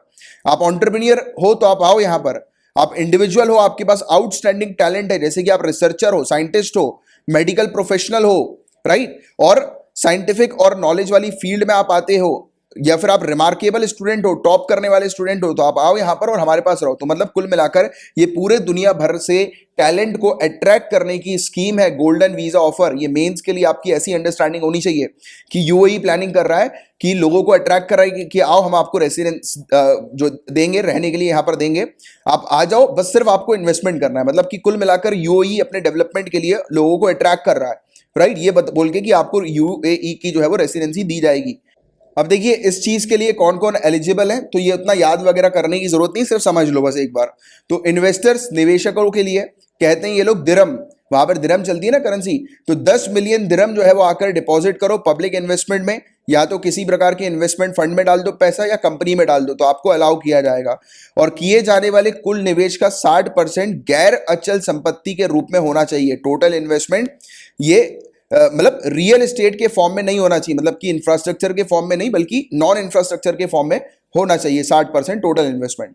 और इन्वेस्टेड अमाउंट जो होना चाहिए वो लोन वाला नहीं होना चाहिए, या फिर अगर बात होती है किसी एसेट की तो उस तरीके का नहीं होना चाहिए, मतलब कि पूरी ओनरशिप अज्यूम करने वाला होना चाहिए, राइट। मतलब कि ऐसा नहीं कि आपने लोन लेकर जो है वो इन्वेस्टमेंट कर दिया, वैसा सिस्टम नहीं है भाई यहाँ पे। ये रिच लोगों को बुला रहा है, ये लोन लेकर बिजनेस करने वालों को नहीं बुला रहा यूएई, तो ये चीज क्लियर रखो आप, ठीक है। और बाकी इन्वेस्टर जो है वो मिनिमम 3 सालों के लिए अपना इन्वेस्टमेंट उसे करना पड़ेगा, मतलब कि रखना पड़ेगा वहां पर, लॉक करना पड़ेगा अपने अमाउंट को मिनिमम 3 सालों के लिए। और इसे वो एक्सटेंड भी कर सकते हैं बिजनेस पार्टनर को इंक्लूड करके। ईच पार्टनर जो है वो कंट्रीब्यूट करेंगे 10 मिलियन दिरहम, राइट। इसके अंदर जो भी ओनर जो होते हैं, यानी कि जो इन्वेस्टर जो होते हैं, उनके जो पार्टनर होते हैं, यानी कि कपल जो रहते हैं ना, पार्टनर स्पाउस, और उनके बच्चे, तो वो भी इंक्लूड हो सकते हैं इसके अंदर, राइट। और as well as executive director और एक एडवाइजर भी इसमें हम लोग को देखने को मिल सकते हैं, ठीक है। तो ये वाली चीज यहां पर बताई जा रही है। अब जो इंडिविजुअल है जिनके पास टैलेंट है, तो कैटेगरी कौन सी रखी गई है? डॉक्टर आ सकते हैं, रिसर्चर आ सकते हैं, साइंटिस्ट आ सकते हैं, इन्वेस्टर्स आ सकते हैं, आर्टिस्ट आ सकते हैं। इंडिविजुअल को 10 साल का वीजा जो है वो दिया जाएगा, राइट, ग्रांट किया जाएगा, और उनकी रिस्पेक्टिव डिपार्टमेंट और उनकी रिस्पेक्टिव फील्ड में। और वीजा जो होगा वो उनके बच्चों को, और उनकी जो पार्टनर है, कपल है, तो उनके पार्टनर को, हस्बैंड है या वाइफ है, तो उनको जो है वो दिया जाएगा। एलिजिबिलिटी 5 साल के वीजा की क्या होगी? तो इन्वेस्टर को इन्वेस्ट करना पड़ेगा प्रॉपर्टी में आधा अमाउंट, मतलब कि कम से कम 5 मिलियन दिरहम जो है वो इनको देना पड़ेगा वहां पर। 10 मिलियन दोगे तो 10 साल रहोगे, 5 मिलियन दोगे तो 5 साल रहोगे। और अमाउंट जो इन्वेस्ट किया जाएगा वो लोन बेसिस पर नहीं होना चाहिए, वो रियल एस्टेट में इन्वेस्टमेंट कर सकते हैं। और प्रॉपर्टी जो होनी चाहिए वो 3 साल के लिए मतलब रिटेनमेंट पीरियड के लिए होनी चाहिए, मतलब कि 3 साल के लिए बरकरार रखा जाना चाहिए संपत्ति को, प्रॉपर्टी को, उससे पहले आप निकाल नहीं सकते अपना इन्वेस्टमेंट। अब आउटस्टैंडिंग स्टूडेंट जो है, तो उन 95% मार्क्स अगर उनके आ रहे हैं पब्लिक और प्राइवेट सेकेंडरी स्कूल्स के अंदर, तो उनको शामिल कर लिया जाएगा यहाँ पर। यूनिवर्सिटी के जो स्टूडेंट्स हैं विद इन और आउटसाइड कंट्री, यानी कि यूएई के और बाहर के, राइट, तो उनके जीपीए जो होना चाहिए वो 3.75 एटलीस्ट होना चाहिए ग्रेजुएशन पर। तो ये वाली चीज यहां पर बताई गई है। और इसके अलावा इस चीज के पीछे का क्या रीजन है? तो संयुक्त अरब अमीरात, यूनाइटेड अरब एमिरेट, इसकी अर्थव्यवस्था को कोविड-19 महामारी और तेल की गिरती कीमतों की वजह से बुरी तरह प्रभावित हुई है।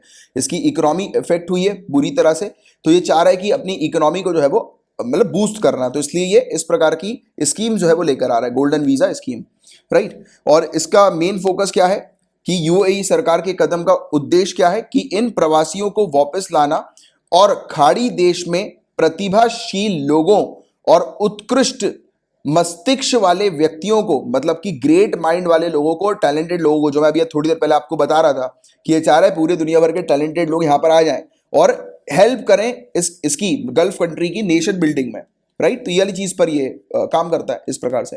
और सरकार द्वारा दी जा रही ये छूटें विभिन्न विशेषज्ञता वाले क्षेत्रों के प्रतिभाशील पेशेवरों को आकर्षित करेंगी, अट्रैक्ट करेंगी, टैलेंटेड प्रोफेशनल को जो अलग अलग फील्ड के हैं, एक्सपर्टीज है उनको अलग अलग फील्ड में। और दुनिया के सबसे प्रतिभाशील दिमागों के लिए संयुक्त अरब अमीरात में करियर बनाने की अपील के साथ नवाचार रचनात्मकता और अनुप्रयुक्त अनुसंधान को प्रोत्साहित करेगी। तो यूएई जो है वो दुनिया के ब्राइटेस्ट माइंड को लेकर आ रही है, जो कि इनोवेशन को इनकरेज करेगी, क्रिएटिविटी को इनकरेज करेगी, अप्लाइड रिसर्च को इनकरेज करेगी, और ये अपील कर रही है कि आओ अपना करियर यूएई के अंदर बनाओ, राइट। और भारत के लिए क्या महत्व है, तो ये जो नए नियम है ये खाड़ी देशों में अधिक भारतीय पेशेवरों और व्यापारियों को आकर्षित करेंगे और इससे भारत यूएई संबंध मजबूत होंगे, अट्रैक्ट करेंगे काफी सारे प्रोफेशनल्स और बिजनेसमैन को, ये वो वहां पर जाएंगे, इन्वेस्टमेंट करेंगे, राइट। बट एक्चुअली ये आर्टिकल में तो मेंशन्ड है कि जो है वो मतलब भारत के लिए अच्छी बात है, यूएई और इंडिया के रिलेशन अच्छे होंगे, बट मेरा जहां तक मानना ये है कि हमें जो है वो हमारे इन्वेस्टर को बाहर नहीं जाने देना चाहिए। हमें कुछ अपनी ऐसी स्कीम लानी चाहिए इसी प्रकार की कि हमारे इन्वेस्टमेंट भी, हमारे इन्वेस्टर जो है वो यहीं पर इन्वेस्टमेंट करें अच्छा अमाउंट। अगर हमारा जो टैलेंट पूल है, राइट, टैलेंटेड लोग हैं, इन्वेस्टर्स हैं, राइट, तो वो अगर बाहर इन्वेस्टमेंट करेंगे तो ऑब्वियस ही बात है बाहर की कंट्री को लाभ होगा। और हमारी भी तो अर्थव्यवस्था उतनी अच्छी नहीं है, बल्कि यूएई से तो और खराब हमारी अर्थव्यवस्था है। अभी एट प्रेजेंट के सिनेरियो की हम बात करें तो हालत खराब हो पड़ी है, राइट। तो इस प्रकार की स्कीम जो है वो हमें लानी चाहिए, राइट। तो आपका क्या विचार है इस चीज पर, जरूर बताइएगा। तो ये नियम कोविड-19 से संबंधित प्रतिबंधों में ढील दिए जाने के बाद फिर से काम शुरू इच्छुक भारतीयों की खाड़ी देश में वापस जाने की सुविधा भी प्रदान करेंगे। और ज्ञातव्य है कि भारत ने नवंबर 2020 की शुरुआत में खाड़ी सहयोग परिषद, गल्फ कॉपरेशन काउंसिल के सदस्य देशों से इसके लिए अनुरोध भी किया था, रिक्वेस्ट किया था मेंबर से कि रिलैक्सेशन कोविड-19 से रिलेटेड जो है वो प्रोवाइड किया जाए, मतलब कि रिस्ट्रिक्शन जो थे उसमें रिलैक्सेशन जो है वो प्रोवाइड किया जाए, जिससे कि इंडियन अपने काम को दोबारा से जो है वो शुरू कर सकें। जो इंडियंस ऑलरेडी वहां पर हैं, राइट, यूएई के अंदर हैं, जो अभी यहाँ पर आ गए हैं, तो उनको वापस जाने दिए जाए और वो अपने काम वगैरह शुरू कर दें, राइट। तो ये चीज था, ये था पूरा ओवरऑल टॉपिक, जिसकी आपको एक अच्छी जानकारी, एक अच्छा आइडिया जो है वो होना चाहिए। अब चाइना को लेकर एक न्यूज हम लोग को देखने को मिल रही है। तो चाइना ने काफी सारे स्टेप्स लिए हैं पिछले 10 सालों में, जिससे कि यूनाइटेड नेशन और उससे जुड़ी जो बॉडीज हैं, एजेंसीज हैं, उसको वो इन्फ्लुएंस कर सके, यानी कि अपने प्रभाव का विस्तार जो है वो कर सके, राइट। और क्या स्टेप्स जो है वो चाइना के द्वारा लिए गए हैं, जैसे कि एक तो इसने फंडिंग वगैरह इंक्रीज करी, नियरली 350%, पिछले 10 सालों में 350% वॉलंटरी डोनेशन जो है वो इसने इन ऑर्गेनाइजेशन को प्रोवाइड किया है, 350% ज्यादा, राइट। और इसके अलावा डोमिनेंट पोजीशन, चाइना ने अपना influence non United nation multilateral bodies में अपना इन्फ्लुएंस जो है वो क्रिएट किया है, और अब डोमिनेंट पोजीशन ये काफी सारे ऑर्गेनाइजेशन में क्रिएट कर रही है, राइट। जैसे कि अगर हम बात करें पर्सनल और फंडिंग के मामले में, जैसे आईटीयू हो गया, यूएनआईडीओ हो गया, आईटीयू यानी कि अंतर्राष्ट्रीय दूरसंचार संगठन, राइट, इंटरनेशनल टेलीकम्युनिकेशन यूनियन, फिर अंतर्राष्ट्रीय राज्य औद्योगिक विकास संगठन,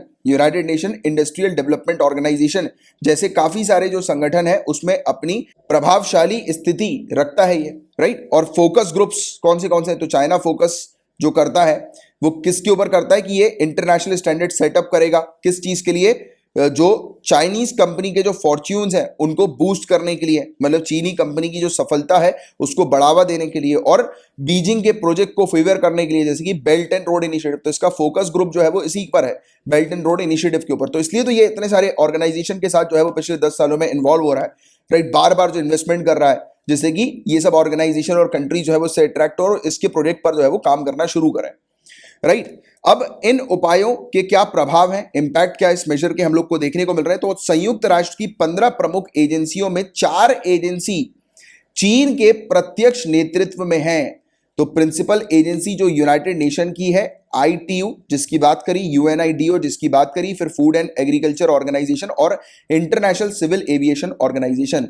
तो 15 प्रिंसिपल एजेंसी में से 4 प्रिंसिपल एजेंसी जो है वो डायरेक्टली चाइना हेड कर रही है इन 4 एजेंसीज को, और चाइनीज डेप्यूटीज जो है वो हम लोग को 9 एजेंसीज में देखने को मिल रहे हैं, जैसे कि World Bank, International Monetary Fund, International Maritime Organisation, United Nation Educational Scientific and Cultural Organisation और वर्ल्ड हेल्थ ऑर्गेनाइजेशन।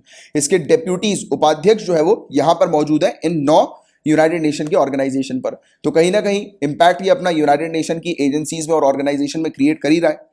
और देखिए इससे चाइना को क्या बेनिफिट मिल रहा है, तो देखो आईटीयू जो है उसके अंदर चाइनीज रिप्रेजेंटेटिव लगातार 2 टर्म्स में हम लोग को सर्व करते हुए नजर आ रहा है, 2 कार्यकालों से इसमें सेवारत है, राइट। तो ये क्या इंश्योर कर रहा है? ये इंश्योर कर रहा है कि चाइनीज नेशनल कंपनी जैसे कि हुआवे, राइट, और उसके स्टैंडर्ड्स ये बेसिकली इंप्लीमेंट किए जा रहे हैं यूनाइटेड नेशन एजेंसी के जो डेवलपमेंट्स कार्य हम लोग को देखने को मिल रहे हैं, जैसे कि अफ्रीकन कॉन्टिनेंट में, पैसिफिक में, साउथ और साउथ ईस्ट एशिया में, आसान और सरल भाषा में यूनाइटेड नेशन के जितने भी प्रोजेक्ट्स हैं उस पर चाइनीज कंपनी जो है वो इन्वॉल्व हो रही है। मतलब चाइनीज कंपनी को बेनिफिट मिल रहा है कि यूनाइटेड नेशन के डेवलपमेंटल प्रोजेक्ट्स में पार्टिसिपेट करने का, जिससे कि एक अच्छा मार्केट जो है वो चाइना कंपनी को यूनाइटेड नेशन की तरफ से मिल रहा है बैठे बैठे।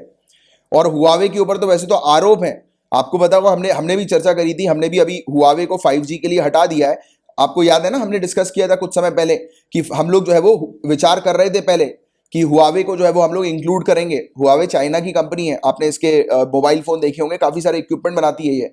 इसने 5G रेडी इक्विपमेंट बना दिया था। अभी तक पूरे दुनिया भर में किसी के पास भी 5G रेडी इक्विपमेंट नहीं थे, हुआवे के पास है।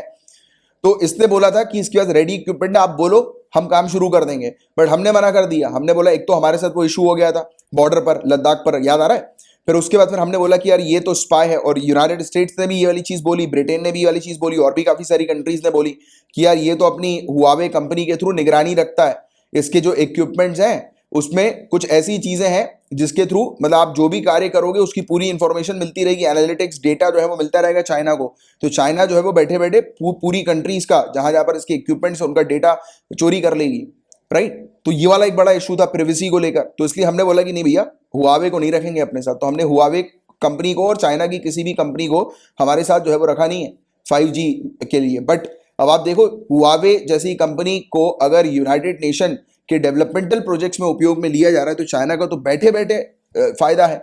बैठे बैठे चाइना को एक बड़ा मार्केट यूनाइटेड नेशन जो है वो दे रही है, हाथ में रखकर दे रही है।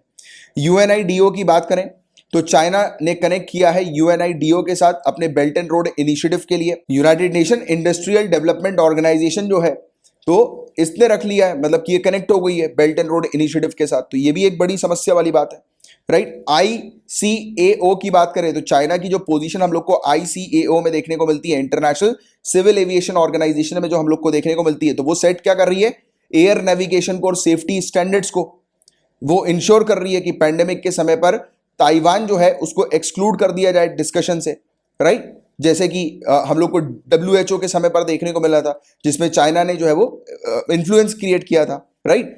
अब ताइवान और चाइना के बीच में इशू है। चाइना जो है वो बोलती है ताइवान को कि ताइवान जो है वो उसका पार्ट है। इसके बारे में भी अभी हमने, मेरे ख्याल से 2 हफ्ते पहले ही हमने इस टॉपिक को भी कवर किया था, चाइना ताइवान के टॉपिक को, है ना। तो आप क्या देख रहे हो, अभी आपको समझना क्या है इस आर्टिकल में कि यूनाइटेड नेशन में बड़ा इन्फ्लुएंस चाइना का हम लोग को नजर आ रहा है। ये इंडिया के लिए बिल्कुल अच्छी बात नहीं है, बिल्कुल भी अच्छी बात नहीं, क्योंकि अगर ज्यादा इन्फ्लुएंस अगर चाइना का अगर रहेगा यूनाइटेड नेशन की एजेंसीज में, तो हमारे उस प्लेटफॉर्म के अंदर चाइना जो है वो हमारे डिसीजन को भी इन्फ्लुएंस करवा सकती है UN के थ्रू। तो ये एक बड़ी चिंता वाली बात है। तो इसके लिए जो है वो कुछ स्ट्रेटेजीज बनाने की आवश्यकता है। और देखिए दूसरी कंट्री की प्रतिक्रिया किस प्रकार से है, तो अमेरिका की बात करें जो जानी दुश्मन है चाइना का, तो वर्ष 2019 में अमेरिका द्वारा चीन से आने वाली डाक और मेल पर डाक टिकटों की कीमत बढ़ाने हेतु डाक संधि पोस्टल ट्रीटी पर फिर से बातचीत शुरू कर दी है। अमेरिका ने यह निर्णय इस जानकारी के अपने संज्ञान में आने के बाद में लिया कि देश के भीतर एक स्थान से दूसरे स्थान पर कोई सामान भेजना चीन से अमेरिका को पैकेज भेजने की तुलना में अधिक महंगा है, राइट। तो इसको देखते हुए उन्होंने बोला कि यार जैसे कि यूएसए के अंदर 2 डेस्टिनेशन पर सामान भेजा जाता है तो वो जो होता है वो काफी महंगा होता है, बट अगर जो भी सामान जो आता है चाइना से यूएसए में वो काफी सस्ता हम लोग को देखने को मिलता है, राइट। तो ये वाली चीज हमें देखने को मिलती है। तो इसलिए वो फिर पोस्टल ट्रीटी पर फिर से रीनेगोशिएट करने पर विचार कर रही है। और चाइना इन कदमों का भारत किस प्रकार मुकाबला कर सकता है, तो अब आई हमारे लिए काम की बात।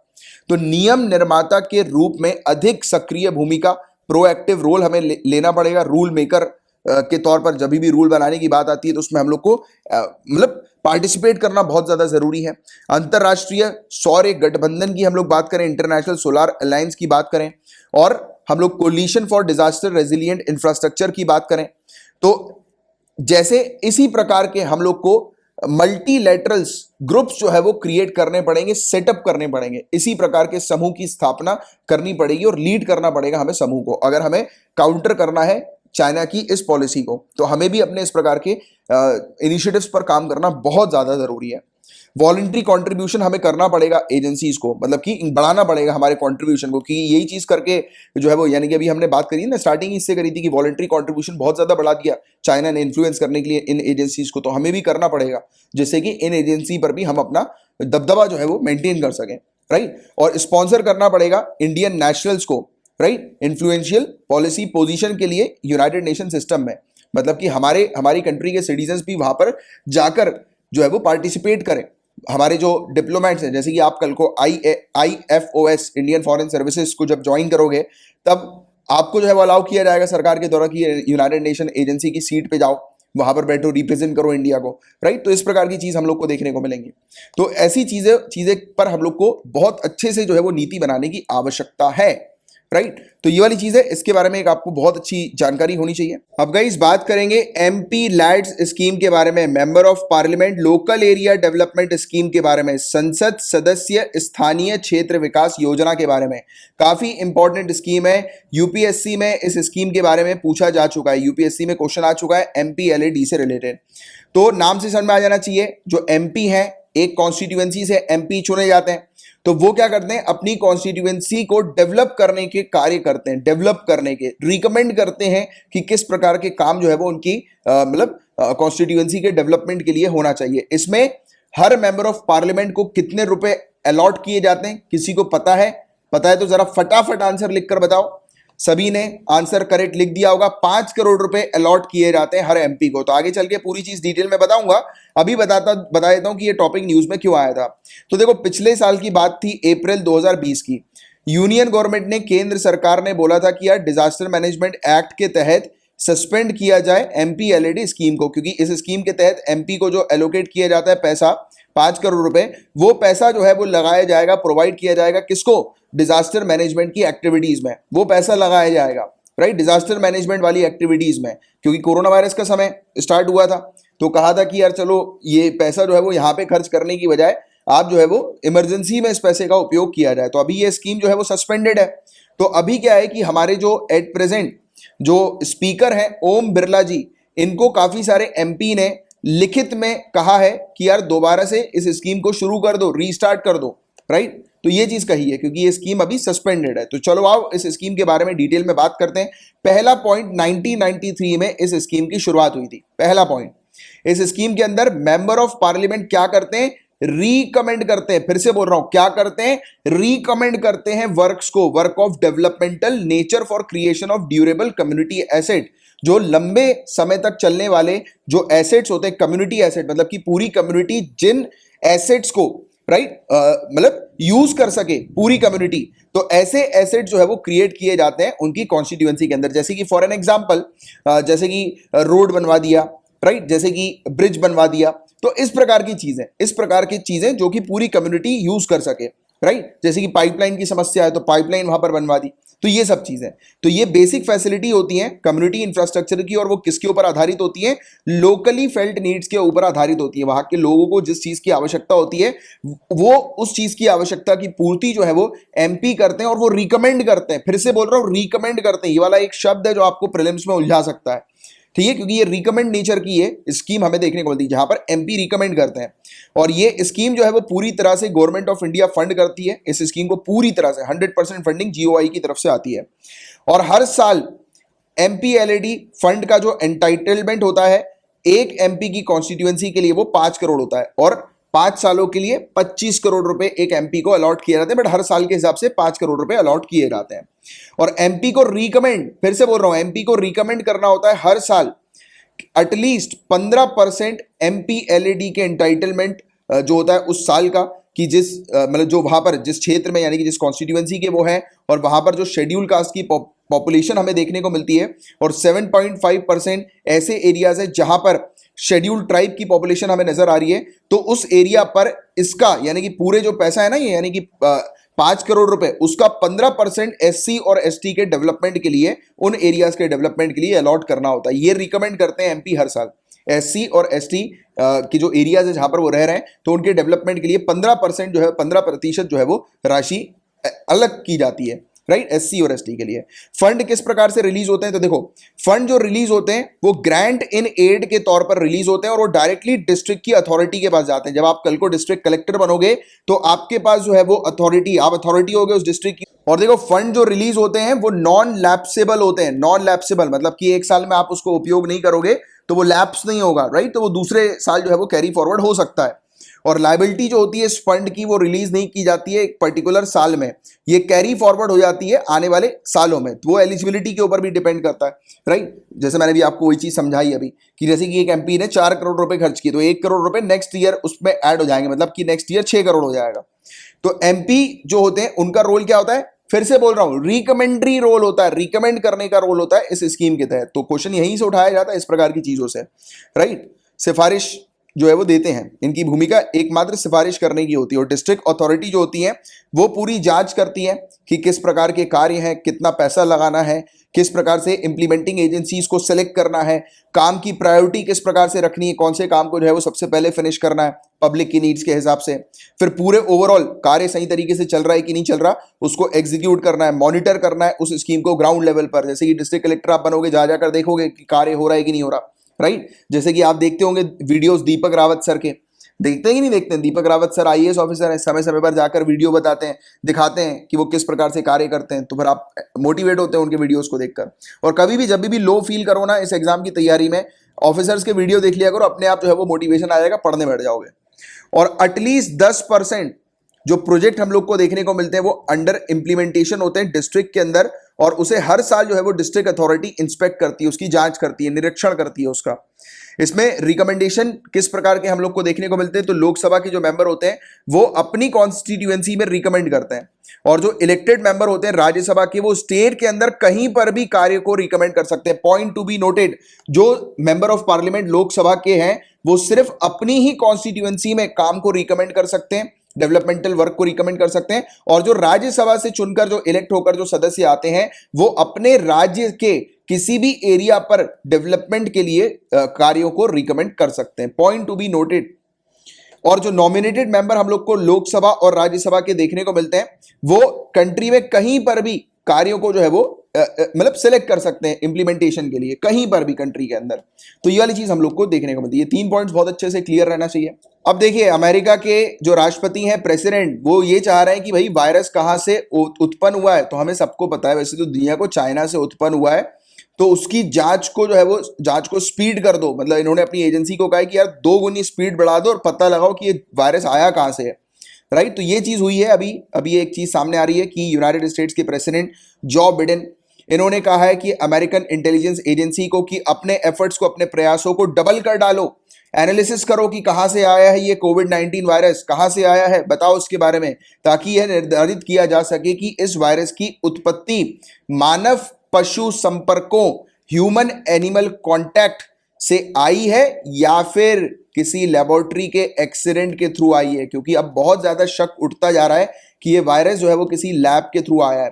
आप मेरे वीडियोस उठाकर देखना 2020 के जिस समय ये कोरोना वायरस आया था, तो उस समय भी मैंने इस प्रकार की एक थ्योरी जो है वो दी थी, आप लोग को बताया था इस प्रकार की चीज के बारे में कि मतलब ऐसी बातें भी जो है वो चल रही है कि वायरस जो है वो लैब में उत्पन्न हुआ है। क्योंकि हम देख ही रहे हैं चाइना के अंदर कुछ इशू हुआ नहीं, बट हाँ कुछ आंकड़े ऐसे भी आए थे कि चाइना में भी लाखों लोगों की मौत हुई थी। चाइना ने मौत के आंकड़े छुपाए थे।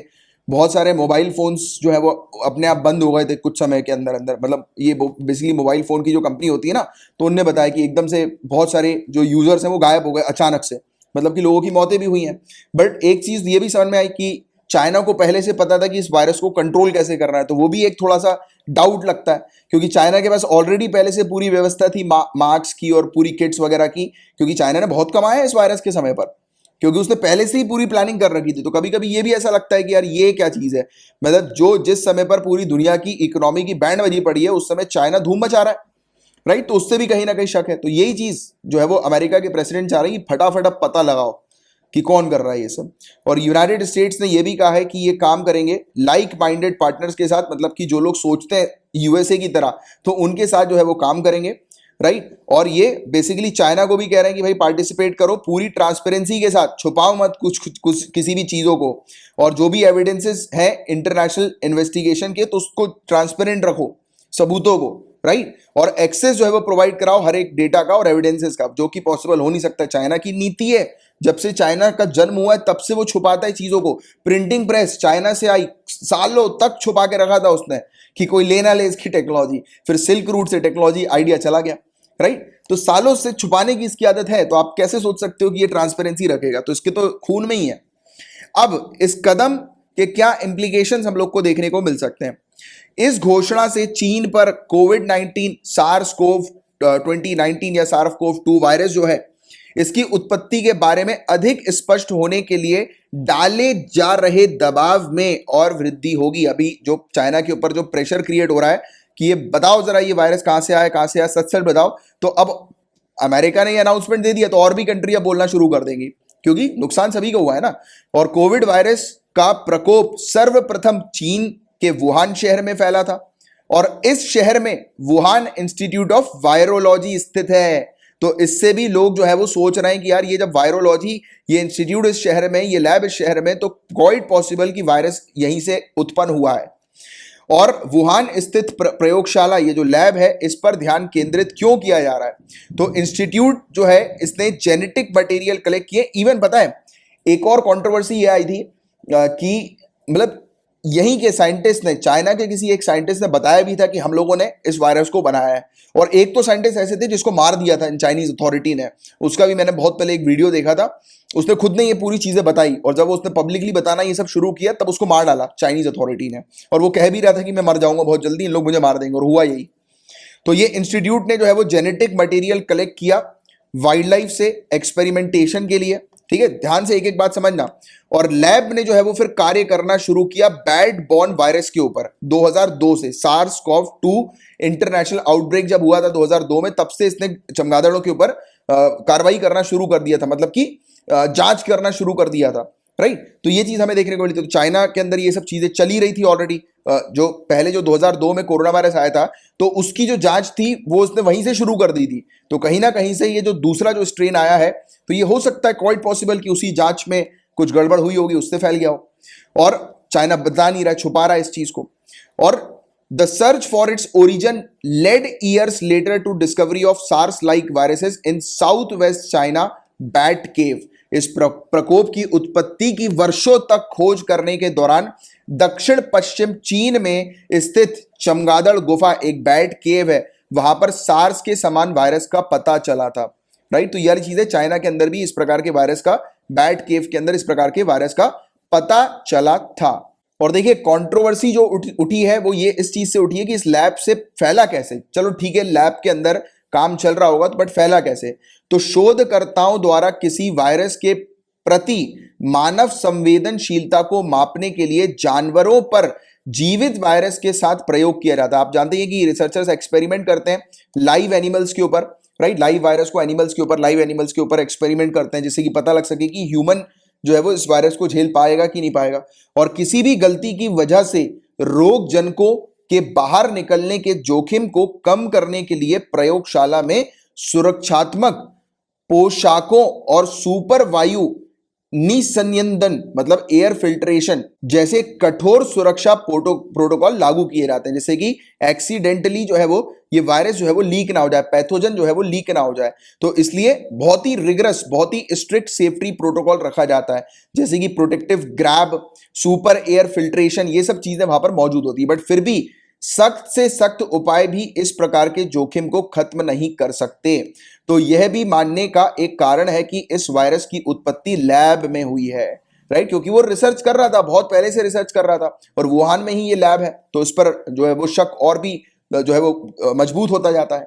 इसके अलावा यह प्रयोगशाला हुनान सी फूड मार्केट के काफी नजदीक है, और इसे महामारी की शुरुआत में वायरस के पशुओं से मनुष्यों में फैलने वाले सबसे संभावित स्थान के रूप में उद्धृत किया गया है। मतलब कहते हैं ना हम लोग कि ये जो मीट मार्केट जो है यहाँ का, वुहान का मीट मार्केट जिसे हम लोग कहते हैं, जिसका नाम है हुआनन सी फूड मार्केट, तो बोलते हैं कि यहीं से ही जो है वो वायरस फैला है।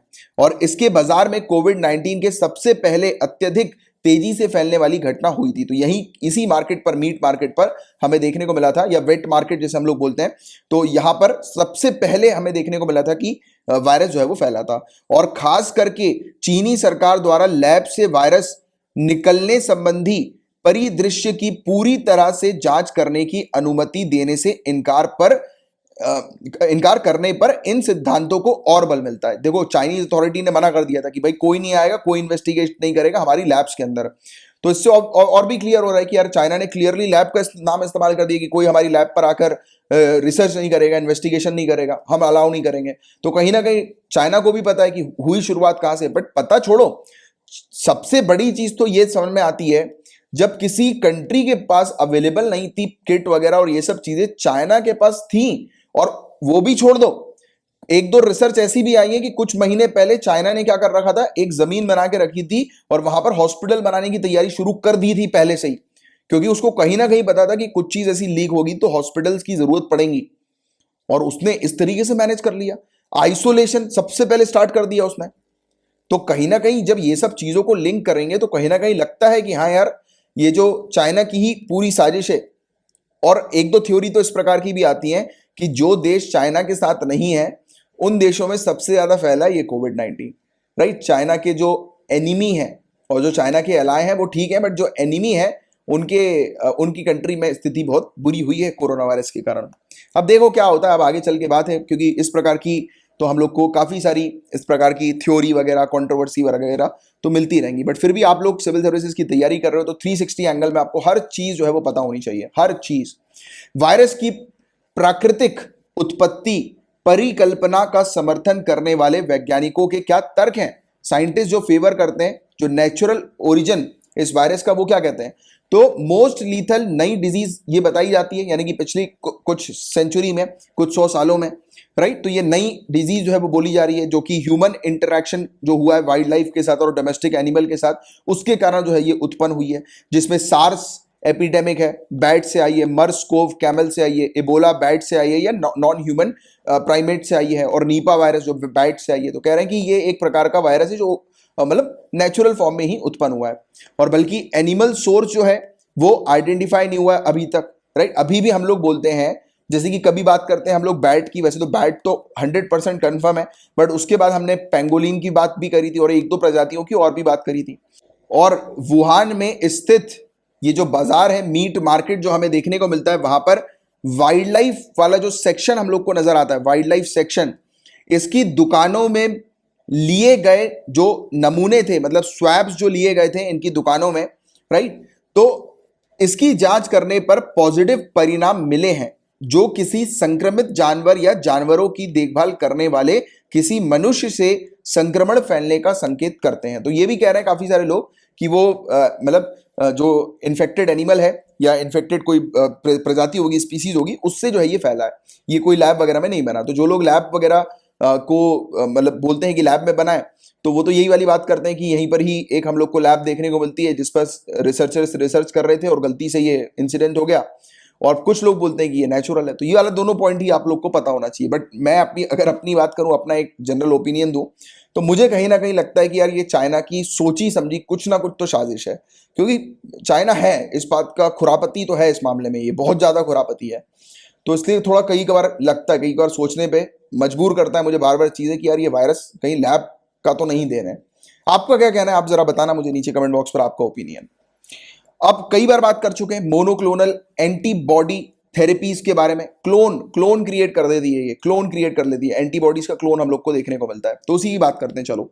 अपोलो हॉस्पिटल जो दिल्ली के अंदर है, इसने शुरुआत करी है एंटीबॉडी कॉकटेल ट्रीटमेंट की। Point to be noted, antibody cocktail treatment की शुरुआत अपोलो हॉस्पिटल दिल्ली के द्वारा की गई है। कोविड-19 के पेशेंट पे ये ट्रीटमेंट दिया जा रहा है जिनको माइल्ड सिम्टम्स हैं या कोमॉर्बिडिटीज है, मतलब कि 2 से ज्यादा डिजीज किसी में नजर आ रही हैं। तो इसमें हम लोग को मोनोक्लोनल एंटीबॉडी को न्यूट्रलाइज करना इसके अंदर मेंशन है, मतलब कि इस चिकित्सा प्रक्रिया में मोनोक्लोनल एंटीबॉडी को निष्क्रिय करना भी शामिल है, न्यूट्रलाइज करना भी शामिल है। तो ये मोनोक्लोनल एंटीबॉडी होती क्या है? तो ये एंटीबॉडी ऐसी होती हैं जो कि आर्टिफिशियली क्रिएट की जाती हैं। इसका मेन एम ये है कि बॉडी के नेचुरल इम्यून सिस्टम की मदद करना, राइट, फाइट करने के लिए। इसके बारे में पहले भी मैं आपको बता चुका हूं। ये टारगेट करती है स्पेसिफिक एंटीजन को, जो कि एक प्रोटीन होता है पैथोजन से जो हमें देखने को मिलता है, जिसके कारण इम्यून सिस्टम जो होता है वो मतलब फास्ट हो जाता है, इम्यून सिस्टम स्ट्रांग हो जाता है, एक्टिवेट हो जाता है। ये क्रिएट कैसे होती है? तो मोनोक्लोनल एंटीबॉडी जो है वो क्रिएट होती है लैब्स में, लेबोरेटरीज में, जब व्हाइट ब्लड सेल को एक्सपोज किया जाता है एक पर्टिकुलर एंटीजन के साथ, और ये क्या करते हैं फिर अपनी जो एंटीबॉडी की क्वांटिटी जो है वो इंक्रीज कर देते हैं और एक सिंगल व्हाइट ब्लड सेल जो है उसका क्लोन तैयार कर देते हैं। वही चीज मैं आपको एक बार पहले समझा रहा था, आपको याद हो, जैसे कि एक बंदूक है, ठीक है, हमारी बॉडी के अंदर एक बंदूक है जो कि वायरस से लड़ने के लिए तैयार है, बट हमारे पास उतनी गोलियां नहीं है कि वो कोरोना वायरस को निपटा दे। तो एक नकली बंदूक जो है वो बॉडी के अंदर लगा दी जाती है, नकली मतलब कि हम एक और बंदूक लगा दी जाती है, फिर ये दोनों मिलकर जब फायरिंग करते हैं तब हमें क्या देखने को मिलता है? तब वायरस जो होता है कोरोना वायरस वो डीएक्टिवेट हो जाता है, राइट। फिर हमारा जो इम्यून सिस्टम है वो कोरोना वायरस को सप्रेस कर देता है, मतलब रेदर देन कोरोना वायरस हमारे इम्यून सिस्टम को सप्रेस करे उससे पहले ही, राइट। तो ये वाली चीज हम लोग को देखने को मिलती है और ये एंटीबॉडीज की क्लोन, आइडेंटिकल क्लोन कॉपी जो है वो तैयार कर देता है, यानी कि ज्यादा मात्रा में एंटीबॉडीज बना देता है। तो पहले भी इसके बारे में मैंने आपको बताया था। इन केस कोविड-19 की अगर हम लोग बात करें तो साइंटिस्ट यूजुअली काम करते हैं स्पाइक प्रोटीन के ऊपर। स्पाइक प्रोटीन, तो कोरोना वायरस जो होता है ना, हमने देखा हुआ है उसका एक प्रकार से शेप, वैसे तो उसका शेप पता नहीं है बट फिर भी एक उसकी मतलब इस प्रकार से समझने के लिए ये शेप हम लोग को देखने को मिलता है। तो हमने क्या किया हुआ है, इसके जो ये वाली जो चीज होती है कांटे, ये कांटे जो है वो हमारे लिए थोड़े से परेशानी प्रोवाइड कराते हैं। तो हम इसके ऊपर टोपी बना देते हैं, मतलब कि हमारी जो एंटीबॉडी जो रिलीज होती है ना वो उसके ऊपर टोपी बना देती है, जिससे कि वो कुछ कर ही नहीं पाता बॉडी के अंदर और वो कुछ दिनों के बाद मर जाता है, राइट। तो ये वाली चीज होती है। तो साइंटिस्ट जो है वो यूजुअली काम करते हैं स्पाइक प्रोटीन के ऊपर, राइट, जिससे कि उसके ऊपर जाकर टोपी बना दो और टोपी बनाने के बाद उस वायरस को जो है वो डीएक्टिवेट करवा दो, क्योंकि बिना टोप मतलब वो उसके पास, ये मान के चलो उसके पास ये सुई है जो हमको आके चुभा देती है, हम क्या करते हैं उसके ऊपर एक डब्बी लगा देते हैं तो वो सुई हमें चुभती नहीं है। तो ये काम होता है अंदर सिस्टम के अंदर, सरल शब्दों में बिल्कुल इस तरीके का काम हम लोग को देखने को मिलता है। तो क्या बताया गया कि साइंटिस्ट यूजुअली किस पर काम करते हैं? स्पाइक प्रोटीन पर काम करते हैं कोविड-19 के वायरस की, which facilitate entry of virus into the host cell. तो यही सुई जो है ना ये अंदर घुस जाती है सेल के अंदर, तो हम लोग उसको घुसने नहीं देते, उसके ऊपर टोपी बना देते हैं उसको, ठीक है। तो ये वाली चीज होती है इस प्रकार की बॉडी के अंदर। और नीड क्या है मोनोक्लोनल एंटीबॉडीज का? तो हेल्दी बॉडी के अंदर इम्यून सिस्टम जो होता है वो एंटीबॉडी को क्रिएट करता है। इसका जो शेप होता है वो वाई शेप हम लोग को देखने को मिलता है, वाई शेप इस प्रकार का। और ये वाई शेप जो होता है ना, ये आकर ये टोपी इस प्रकार से, ये वाई शेप ही है जो टोपी बना देता है जाके। तो वाई शेप का प्रोटीन जो होता है वो हमारे ब्लड में होता है, जो कि रिकॉग्नाइज करता है माइक्रोबियल एनिमीज को, मतलब कि ये वाई जो है ना ये रिकॉग्नाइज करता है कि कहां है भैया वो स्पाइक कहां है, और उसके ऊपर जाकर चिपक जाता है जिससे कि वो डीएक्टिवेट हो जाए। और फिर देखो मैंने बताया ना, बाइंड कर देता है, उसको रोक देता है और सिग्नल करता है हमारे इम्यून सिस्टम को कि चलो आओ अटैक करने आ जाओ, मतलब कि उस बंदूक को बोलता है कि आ जाओ गोली चलाओ यहां पर, क्योंकि बंदूक जो चलती है वो इसके पीछे चलती है, ठीक है। ये बंदूक इसके पीछे चलेगी, ये बंदूक का मान के चलो कि लेजर है, ये लेजर जाकर उस पर लग जाएगी कोरोना वायरस के ऊपर और वहां से बंदूक चलना शुरू हो जाएगी, और बंदूक चली तो ये निपट जाएगा वायरस, राइट। तो ये वाली चीज है। तो इसके बारे में तो कई बार, कितनी बार हम लोग चर्चा कर चुके हैं, अलग अलग एग्जाम्पल से ऐसा समझाया मैंने आपको कि पूरी चीज समझ में आ जाए। हाउएवर फॉर पीपल, कहां गया, एक मिनट रुको। However for people whose immune system are unable to make sufficient amount of antibodies, scientists provide a helping hand using monoclonal antibody। जिसकी मैंने आपको बताया ना, जिसकी बॉडी के अंदर सिर्फ एक ही बंदूक होती है और उस बंदूक में गोलियां कम होती है, तो दूसरी बंदूक जो है वो डाल दी जाती है, क्लोन के तौर पर डाल दी जाती है साइंटिस्ट के द्वारा बॉडी में, जिससे कि दोनों बंदूक चले और निपटा दें कोरोना वायरस को।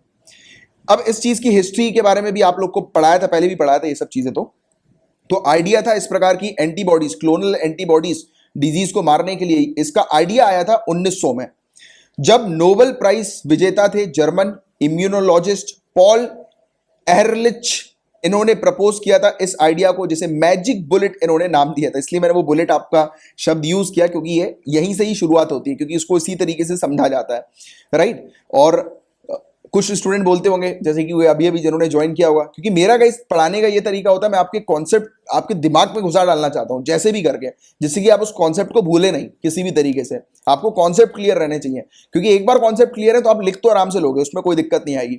कुछ नए स्टूडेंट को लगता होगा ये क्या सिखा रहे हैं, गोली चलाना, 3-4 दिन क्लास अटेंड कर लोगे, ऑटोमेटिकली मजा आने लगेगा, राइट? क्योंकि जो चीज मैं पढ़ाता हूं वो बिल्कुल स्पेसिफिकली आपके दिमाग में बैठे उस तरीके से पढ़ाने की कोशिश करता हूं।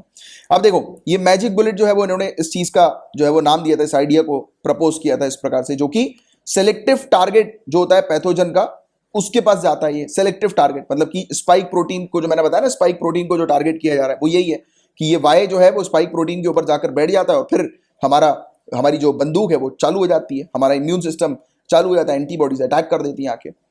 अब उसके बाद क्या होता है, उसके बाद यानी कि 1900 में ये वाली चीज आई थी, आइडिया आया था, उसके बाद करीब 80 साल लग गए, फिर रिसर्चर जो है वो फाइनली म्यूरोमोनैप CD3 लेकर आए, जो कि दुनिया की पहली मोनोक्लोनल एंटीबॉडी थी, जिसको अप्रूवल मिल गया था कि ह्यूमंस में इसका उपयोग किया जा सकता है।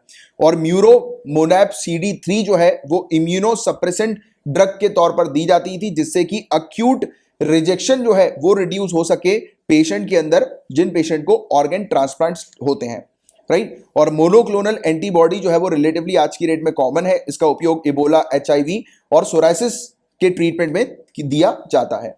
क्लियर है बात है आपको यहां तक? तो ये था पूरा ओवरऑल टॉपिक। अब गाइस आगे के कुछ टॉपिक्स बचे हैं जिनको हम लोग कल जो है वो कंटिन्यू करेंगे, कल की क्लास में आगे वाले टॉपिक्स को, राइट? और मैं आपको बता देता हूं कि कुछ कोर्सेज हैं आप लोगों के लिए। पॉलिटी का कोर्स है जैसे मैं कंडक्ट कर रहा हूं, जिसको आप ज्वाइन कर सकते हैं। पूरी डिटेल्स यहाँ पर स्क्रीन पर लिखी हुई, आप वीडियो को पॉज करके डिटेल्स ले सकते हैं। एनवायरमेंट का कोर्स भी मेरे द्वारा कंडक्ट किया जा रहा है। बाकी इकोनॉमिक्स का कोर्स शुरू कर दिया गया है, इसको आप ज्वाइन कर सकते हैं। मतलब कि ये सब कोर्सेज अगर आप लेते हैं तो आपको कहीं और से जनरल स्टडीज के ये सब सब्जेक्ट्स पढ़ने की जरूरत ही नहीं, पूरी चीज यहाँ पर आपकी कवर करवाई जाती है। और इसके अलावा CSET का कोर्स यहाँ पर आपके लिए अवेलेबल है, और इसके अलावा हिस्ट्री का कोर्स है, और ये सब वीडियो कोर्सेज हैं, ठीक है? सोशियोलॉजी का ऑप्शनल कोर्सेज है, ये आपके लिए अवेलेबल है। कोर्सेज के अंदर मतलब प्रैक्टिस क्वेश्चंस भी आपको दिए जाते हैं, आपको पूरा स्टडी मटेरियल PDF भी जो है वो प्रोवाइड किया जाता है, सब कुछ है इसके अंदर। UPSC की टेस्ट सीरीज अवेलेबल है, ये आप ले सकते हैं। मोस्ट इंपॉर्टेंट करंट अफेयर्स का ये PDF पेड पैकेज, जो कि आपका टाइम बचाता है। मात्र 100 रुपीज पर मंथ की फीस में आपको डेली लेक्चर्स जो आप देखते हैं उसकी PDF मिल जाती है, हैंड आउट नोट्स मिल जाते हैं, रिवीजन के लिए वीकली कंपाइलेशन की PDF मिल जाती है, और आपको मंथली मैगजीन मिलती है। इसके अलावा अगर आपको प्रैक्टिस करने के लिए क्वेश्चन चाहिए तो वो फैसिलिटी भी अवेलेबल है, मंथली वाइज क्वेश्चन भी मिलते हैं करंट अफेयर्स के ऊपर बेस्ड और UPSC पैटर्न के ऊपर। और एक ऑफर भी है, जिस ऑफर को आप ले सकते हैं आप चाहे तो चलो फिर अब मैं मिलूंगा आपको नेक्स्ट लेक्चर में। नेक्स्ट लेक्चर में हम लोग कल की न्यूज़ भी कवर करेंगे, और संडे और मंडे की देखो क्या होता है कि अपना पैटर्न ये चलता है कि संडे वाला दिन जो होता है वो आपका रिवीजन का होता है, बट कई बार संडे और मंडे की न्यूज़ थोड़ी ज़्यादा होती है, तो वो मैं मंडे और ट्यूसडे को आपको कवर करा देता हूँ, ठीक है? जिससे कि एक बैलेंस भी चलता रहे, और आपको जो है वो मतलब एक टाइम लिमिट 1.5 घंटा, मतलब मैक्सिमम 1.5 घंटे 2 घंटे की क्लास हो, उससे ज़्यादा क्लास ना खींचे। तो मेरी ये फोकस होता है जैसे कि आप दूसरे सब्जेक्ट्स पर भी कंपेरेटिवली जो है वो काम कर पाए, राइट? तो चलो फिर अब मिलेंगे कल की क्लास में, तब तक के लिए bye, take care, have a great day ahead, Tata.